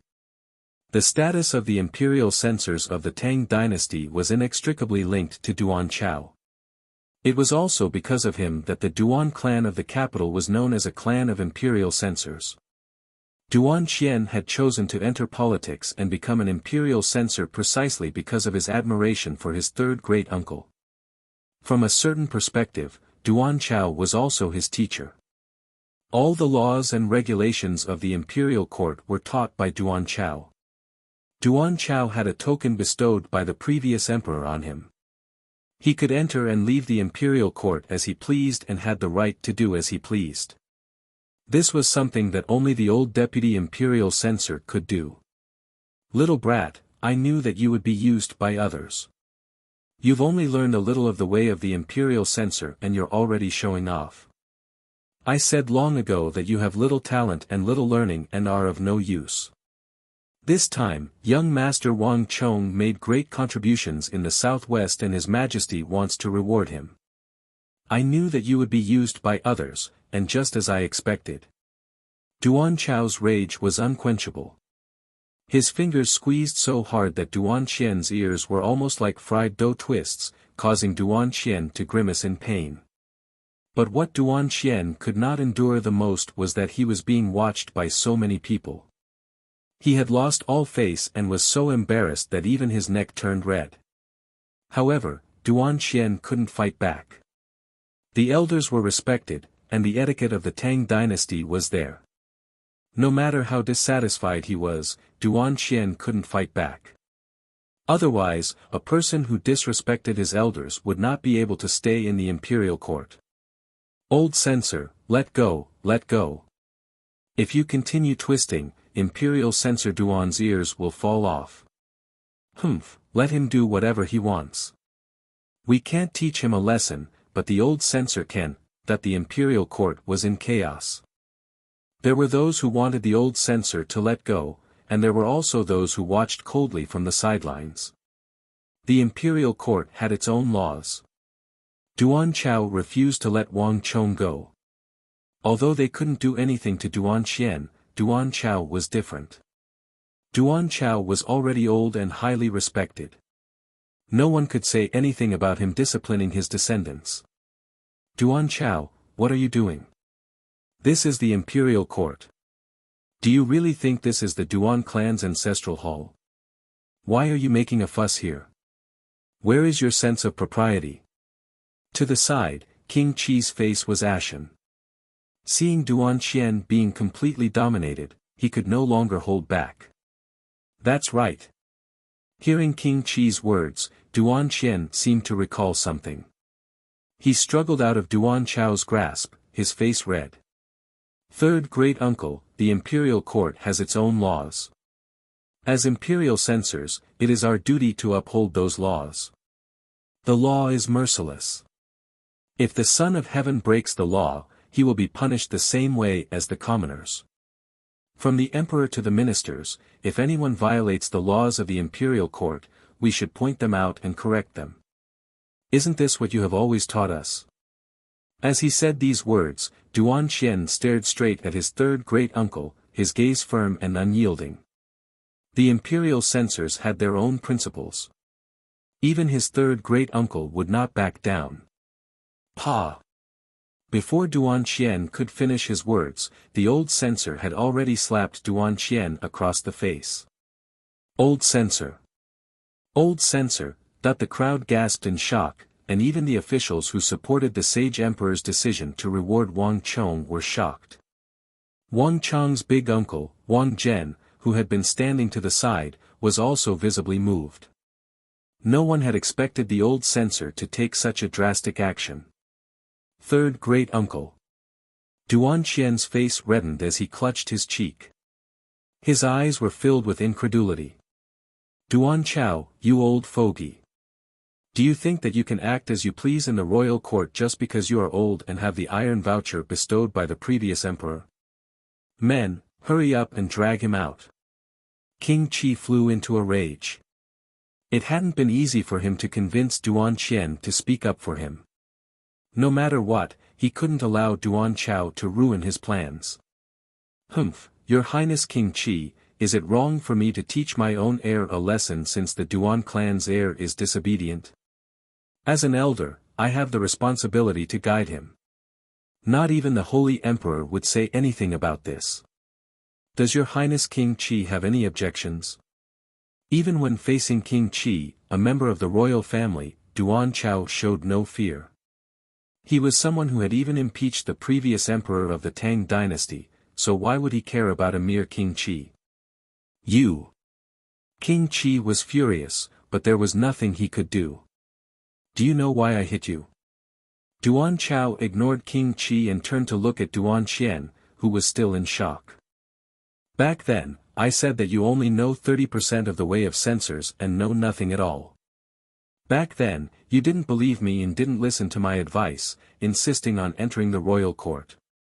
Now, let me ask you, why do I impeach all the officials in the royal court, including His Majesty? Because we have to protect the laws of the royal court. Duan Xian covered his face, but he still answered quickly. I can only give you 3 points for this answer. Nobles, and ministers held great power. Their every move was watched by countless people in the world. Any random decision could cause countless people in the world to have no food to eat and no place to stay. Because of this, we have to keep a close eye on them at all times. If they go out of line, we have to impeach them. Even if His Majesty, the Son of Heaven, goes out of line, we have to remonstrate and help His Majesty become a wise Son of Heaven. Upholding the laws of the royal court is only secondary. The true duty of censors is to uphold justice and do things that benefit the country. If you don't understand this, you will never know the way of censors. That youngest son of the Wang clan doesn't have a single title. According to the rules of the royal court, he can't be promoted. When I was still at home, I heard that the royal court was discussing this matter. I knew that this matter would become the weakness of that youngest son of the Wang clan in court. And you have a pedantic personality, so you will definitely be used. The way of censors is to uphold justice.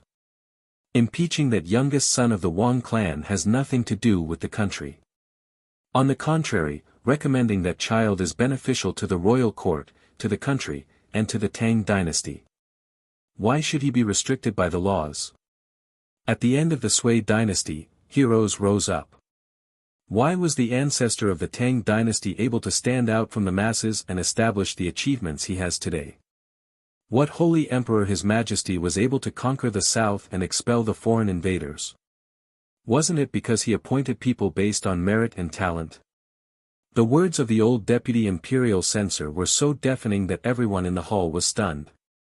Even Duan Xian, who had previously been unconvinced, had his mouth wide open, unable to speak. The duty of censors was to uphold the laws of the royal court. This was a concept deeply ingrained in his mind. But Duan Chao's words had completely overturned Duan Xian's belief in the principles of censors. At this moment, the old censor's eyes were cold, and he no longer paid any attention to his shocked air. I don't care what all of you think of that child. I, Duan Chao, say that the royal court will reward those who have rendered great service. That child has rendered such great service that no one can think of scheming against him. I recommend that child of the Wang clan with all my might. Even if no one supports that child, even if all of you oppose him, I will definitely support him. The old censor's last words were powerful and resounding, his hair standing on end. Ordinary court struggles and factional struggles were one thing, but that child had spent all of his family's wealth and made such a great contribution. If they still used the fact that he had no scholarly honors and no official position to control him, wouldn't that disappoint the people of the world, the common people of the Southwest? He had been an old censor for so many years that he could not allow sand to be mixed in his eyes. If anyone dared to deceive him on this matter, he would make life difficult for that person. Everyone here is an important official of the court. At a time like this, I believe that no one will be selfish enough to make life difficult for that child. King Qi, what say you? As the old censor spoke, he turned his gaze to King Qi.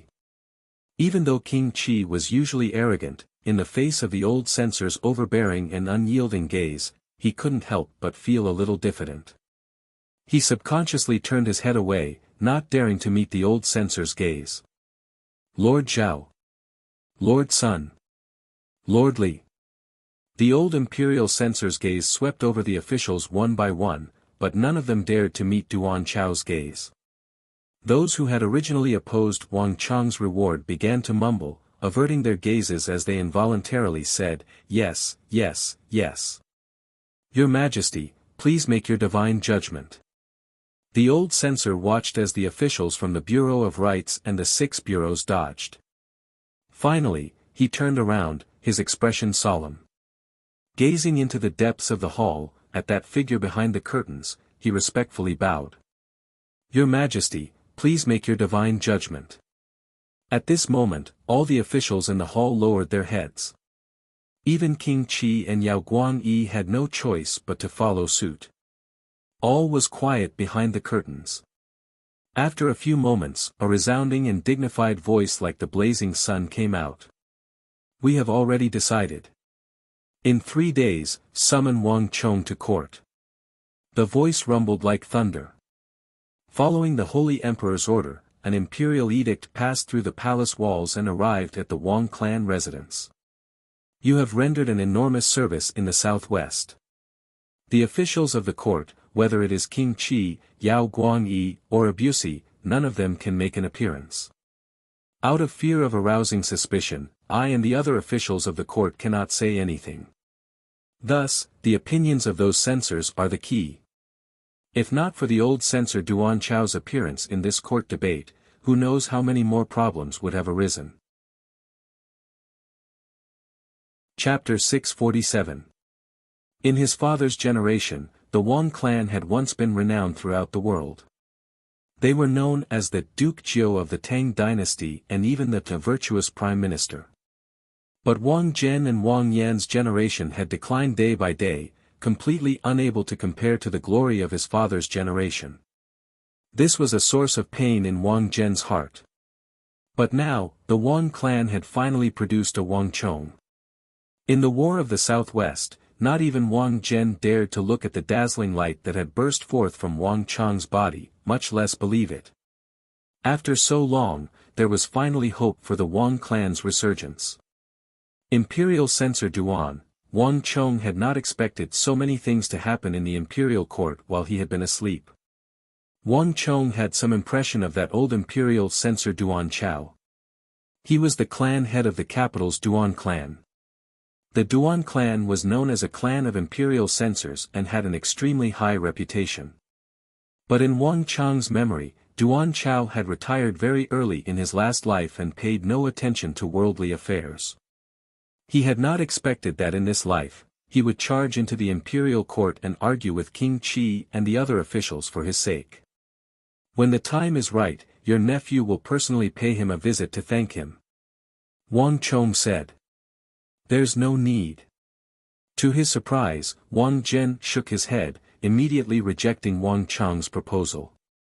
After taking a sip of tea, he calmly placed the tray back on the table and said, "The old imperial censor is a true loyal subject. It is precisely because of this that the Duan clan is known as a clan of imperial censors and was bestowed with an iron certificate and a golden edict by the previous emperor. Moreover, the old imperial censor's way of doing things is based on facts and not on people. The reason why he's helping you isn't because he's particularly fond of you, but because it's beneficial to the country. Thus, he could rebuke and educate his descendant in front of all the officials and strongly recommend and support you. If you go and thank him now, the old imperial censor will probably retract his decision and go before the Holy Emperor to impeach you. And even if you want to see him now, you won't be able to. The old imperial censor has already closed his doors to guests. Unless he wants to come out, no one will be able to." Wang Zhen smiled as he stroked his beard. Wang Chong was startled, and his heart was filled with deep respect. The old imperial censor was a true honest official. Any kind of thanks would seem unnecessary. The friendship of a lowly person is as sweet as wine, and the friendship of a gentleman is as plain as water. Since the old censor is unwilling to see a guest, I will write a letter to express my gratitude," Wang Chong said. That works too." Wang Zhen pondered for a moment, but this time, he did not reject it. The old censor argued on the grounds of reason in court. Wang Chong thanked him by writing a letter. This could be considered as an exchange of books and gifts, forming a friendship that forgets the difference in age. Oh, that's right. 3 days later, His Majesty will summon you to the palace to reward you. When it comes to the etiquette of the audience, you must not be negligent. Otherwise, even if you accept the reward, you will be criticized by the officials afterwards and be accused of disrespect. In the future, it will be extremely detrimental to your career. Wang Zhen sternly said. Wang Chang's reward this time was no small matter. This was a reward personally bestowed by the Holy Emperor, and it was completely different from ordinary rewards. This represented the favor of the imperial clan and was an enormous honor. I've already arranged for someone for you. When the time comes, he will tell you all the necessary etiquette. You can't get careless. There's no need. The King of Song has already made arrangements for me. Wang Chong faintly smiled. In this aspect, the King of Song truly did have foresight. Although he was not in the capital, he had already made arrangements, so there was no need for Wang Chong to worry about it. Oh. That's even better. A hint of surprise flashed through Wang Zhen's eyes, and then he smiled and nodded. When it came to the etiquette of the audience, he had not discussed it with the King of Song beforehand. Since the King of Song had made arrangements, nothing could be better. Wang Zhen quickly left the Wang clan residence. Soon after, Wang Chong sent someone to fetch the old official from the Chamberlain of Dependencies that the King of Song had spoken of. In the next few days, Wang Chong remained in the residence and focused on learning the etiquette of the audience and rewards. Although Wang Chong had been back for several days, the celebratory mood in the capital had not lessened in the slightest. On the contrary, it was growing more and more fervent. On the streets, in the restaurants and tea houses, everyone was talking about this young hero of the Tang dynasty. And the disputes in the court, as well as the grudges between the Wang clan, the Yao clan, and King Qi, were also being discussed. Bits and pieces of Wang Chang's past, including how he had once abducted a commoner girl, were all dug up. His past profligacy was also treated as Wang Chang's deliberate concealment of his abilities. And Wang Chang's battles in the southwest against Daluan Ruozhen, Huishu Wuzong, and Meng Shi Zhao's generals were also vividly described, becoming the talk of the storytellers on the streets. In the mouths of these storytellers, Wang Chong had become a legend who could single-handedly fend off 1,000, who could turn stone into gold, who possessed the means of an immortal. But in the end, all these legends converged on one point: Wang Chong's rewards. Even the foreign envoys and merchants in the capital had gathered, wanting to know what the Holy Emperor had bestowed upon Wang Chong. In my opinion, that young Master Wang should at least be made a general for his great service. Hey, what's a general? In my opinion, he should be made a noble. Only a noble title can be passed down. But it's been a long time since the imperial court has conferred a noble title, and a general title is hard to come by. The Bureau of Rights has even rejected the conferment of a viscount, let alone anything else. It's precisely because it's so few that it should be conferred.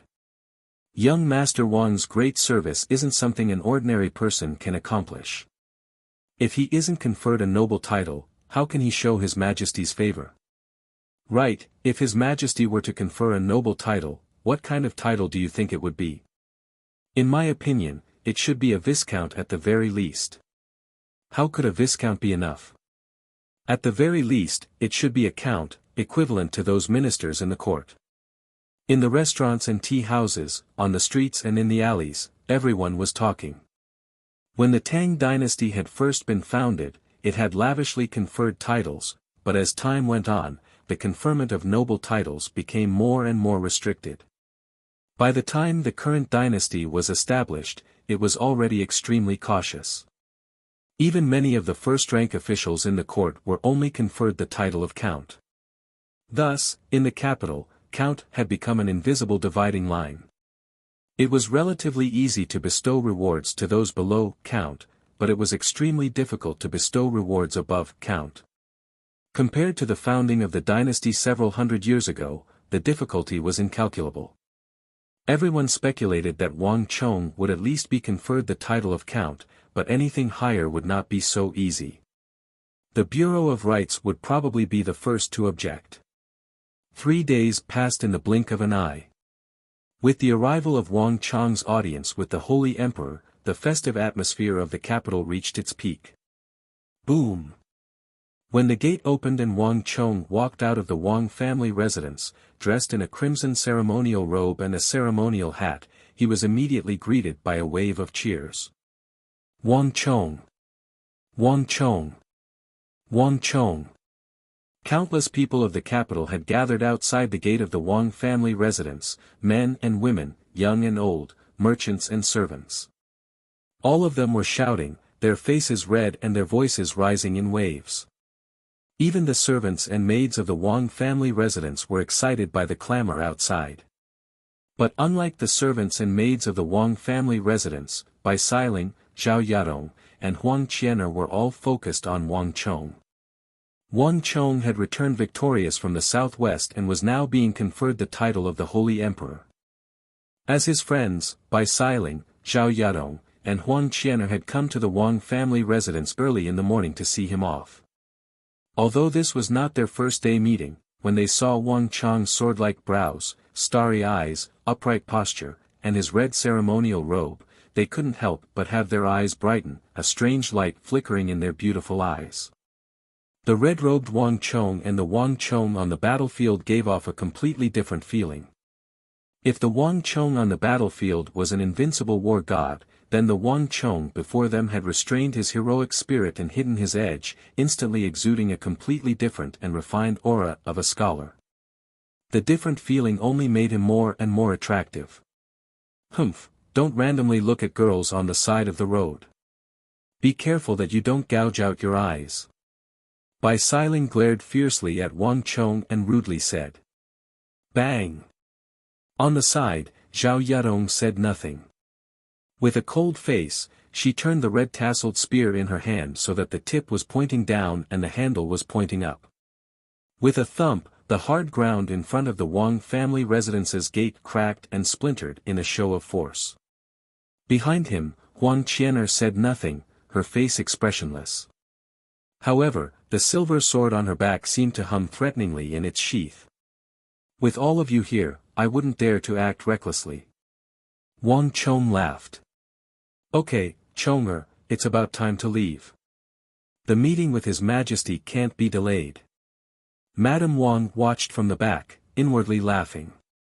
She had also been a young girl, so how could she not understand the thoughts of these 3 girls? Rumble.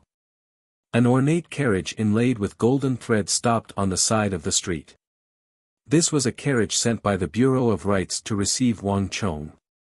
Wang Chong boarded the carriage and set off for the imperial palace. After around 15 minutes, Wang Chong finally entered the imperial palace.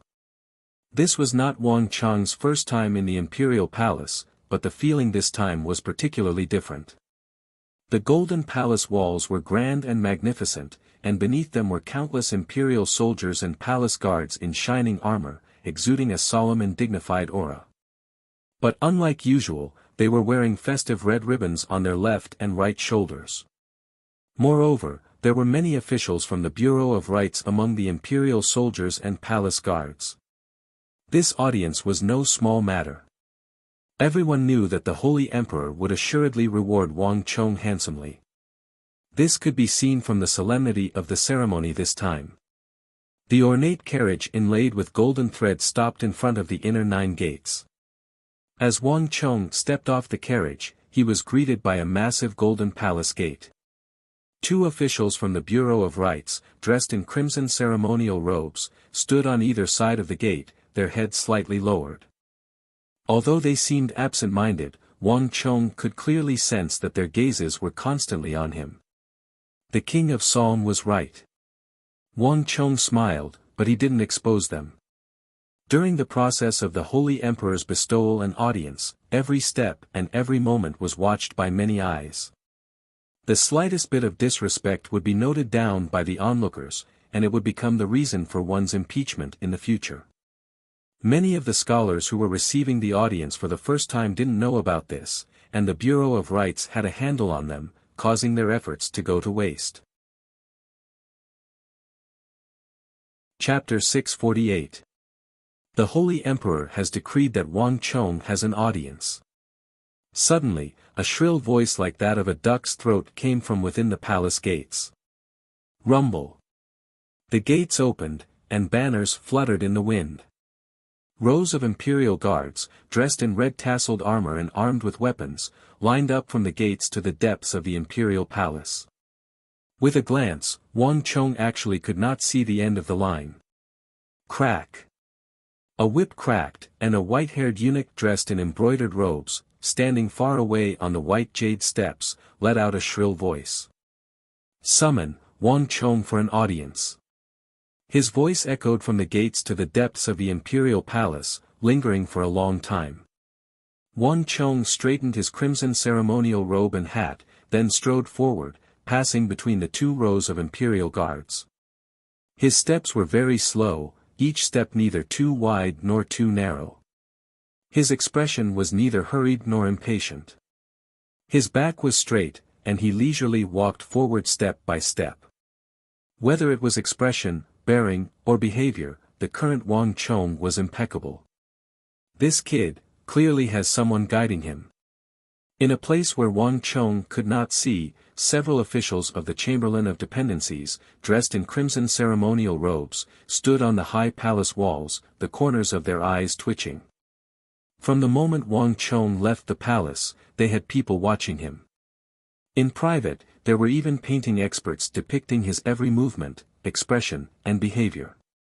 Unfortunately, regardless of whether or not there were people around, Wang Chong's behavior was impeccable, and no fault could be found. If there was no one guiding him, then it would truly be strange. Don't worry. At the final stage, he will definitely run into problems. Everything has already been arranged, another official of the Chamberlain of Dependencies said with a cold smile. An official from the Chamberlain of Dependencies sneered. As he spoke, he turned his head and gazed at the distant end of Taiji Palace. The imperial palace was solemn and dignified. Wang Chong walked along the passageway formed by the two rows of imperial guards. After a full hour, Wang Chong finally reached the coiling dragon pool at the end of the passageway. Turning his head, what appeared before Wang Chong was a long stairway made of white jade, several thousand steps long. On both sides of the stairway were golden guards of insignia in golden armor, each of them exuding an incredibly powerful aura. Their hands were pressed against the golden sabers at their waists, their gazes focused forward as if they would draw their sabers at any moment and cleave the person before them in two. The chamberlains of imperial insignia were the cream of the crop in the royal palace, and their spirit and aura were incomparably strong. If one didn't possess a strong will, it would be easy for one to be intimidated by the sight before them. Wang Chong had experienced mountains of corpses and seas of blood in the southwest and had been tempered by cruel wars. Not only did these golden guards have no effect on him, they were even affected by his indistinct aura, causing them to lose their grip on the golden sabers in their hands. Wang Chong had experienced the mountains of corpses and seas of blood of the southwest and had been tempered through cruel wars. These golden guards of insignia not only had no effect on him, they were actually affected by his indistinct aura, causing them to almost lose their grip on their golden sabers. Going up the white jade stairs, every few hundred steps, there would be a platform that was more than 200 feet long. As they went up, the platform was filled with civil and military officials who were here to observe the ceremony. Their ranks were arranged from the lowest to the highest. All of them had solemn expressions on their faces. This is the Qilin son of the Wang clan. On the grandstand, the officials dressed in red robes looked over one after another. Many people had heard of Wang Chong's name during the regional commander's incident, but this was the first time they had seen him in person. No matter what, to be able to defeat Daluan Ruozhen and Huishu Huizang, he truly is a dragon among men. Just based on this admirable spirit and bearing, he's not someone the scions of the capital can compare to. Countless gazes were focused on Wang Chong. Whether they liked Wang Chong or not, they all had to admit that Wang Chong's demeanor was not something a normal person could compare to. He was truly a dragon among men. Chonger, big uncle is truly happy for you. In the crowd, Wang Zhen stroked his beard and smiled, a gratified expression on his face.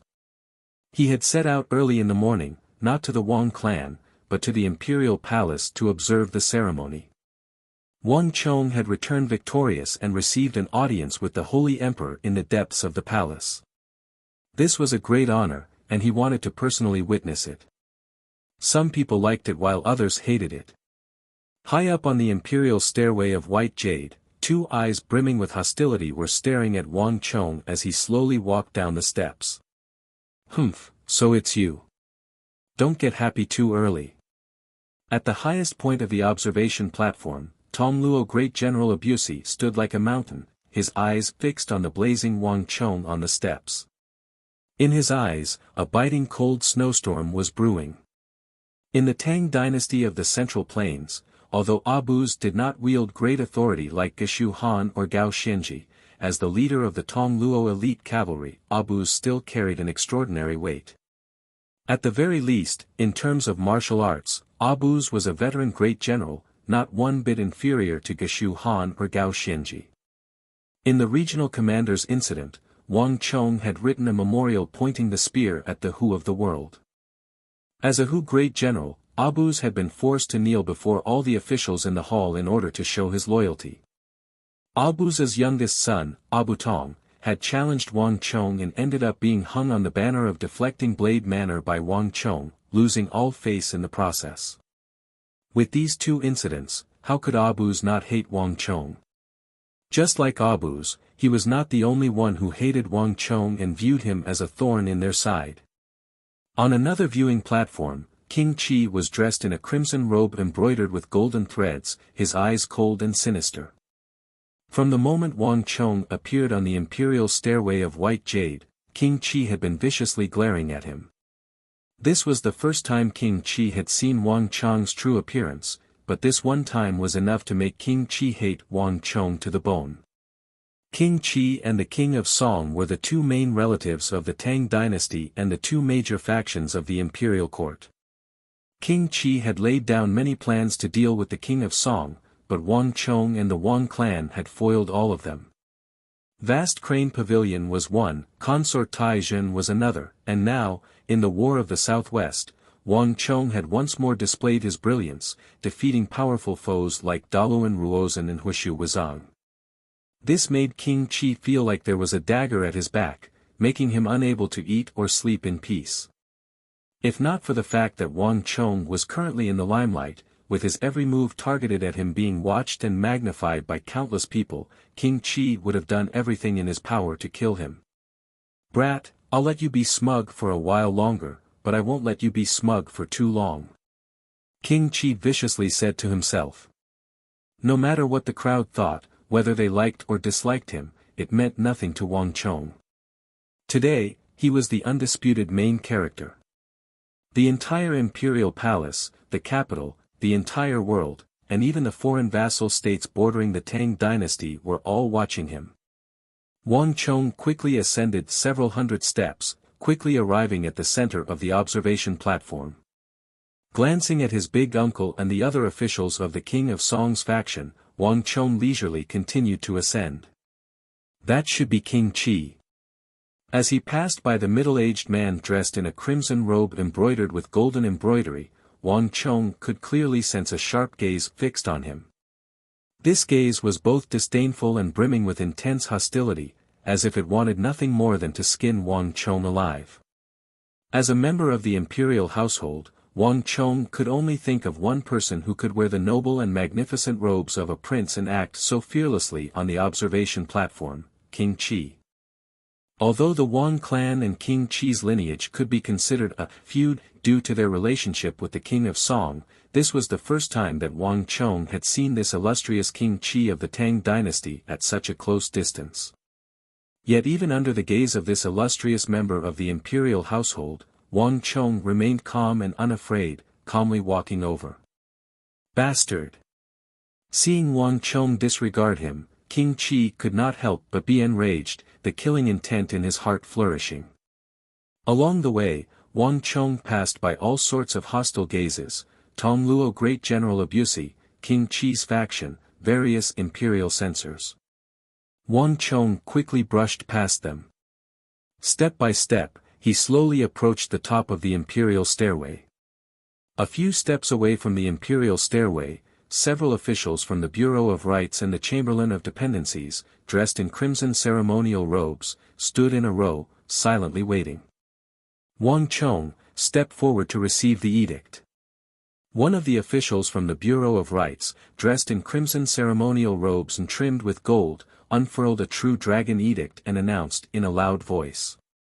To the left and right, no one noticed that two officials from the Chamberlain of Dependencies and the Bureau of Rights glanced down at Wang Chong, a cold light flashing through their eyes. This lowly subject receives the edict.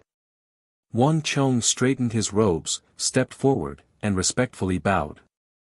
Wang Chong, kneel and receive the edict, an official from the Chamberlain of Dependencies said. To the side, an official from the Chamberlain of Dependencies said. Wang Chong nodded. Unlike the time when he had been summoned by the Holy Emperor in the side hall, this formal audience to receive a reward was extremely complex. This was especially true for the commoners, who did not have any scholarly titles or official ranks. During the entire audience, there would be at least 2 or 3 imperial edicts. And in the process of receiving an imperial edict, one needed to kneel and pay their respects. On this point, the senior official that the King of Song had arranged for him had already made it clear. If he disobeyed, he would be suspected of looking down on the might of the heavens and be charged with the crime of disrespect. At the very least, his career would be ruined, and at the very worst, his entire clan would be exterminated. This was no trifling matter. Wang Chong naturally would not forget something like this. Swish! Wang Chong's crimson robes fluttered as he prepared to kneel. In an instant, several imperceptible gazes fell on Wang Chong. Even King Qi, who was watching from the back of the imperial stairway, revealed a hint of smugness and ridicule in his eyes. So what if he was the son of the 9th young master? So what if he was the hero of the Southwest? It was all because he was young and frivolous, lacking in experience. He had easily fallen into his trap with such a small scheme. In the end, he's still too young. King Qi gazed at Wang Chong's back, the corners of his mouth twitching into a disdainful smile. Even if he was a young genius who had defeated Daluan Ruozhen and Huishu Wuzong, so what? The day the Holy Emperor bestowed his reward would also be the day he would fall, the day he would no longer be valued. At this moment, not a single one of the civil and military officials had noticed. Time seemed to slow down countless times. It seemed like Wang Chong was about to kneel. Something's wrong. Suddenly, a strange feeling welled up in his heart.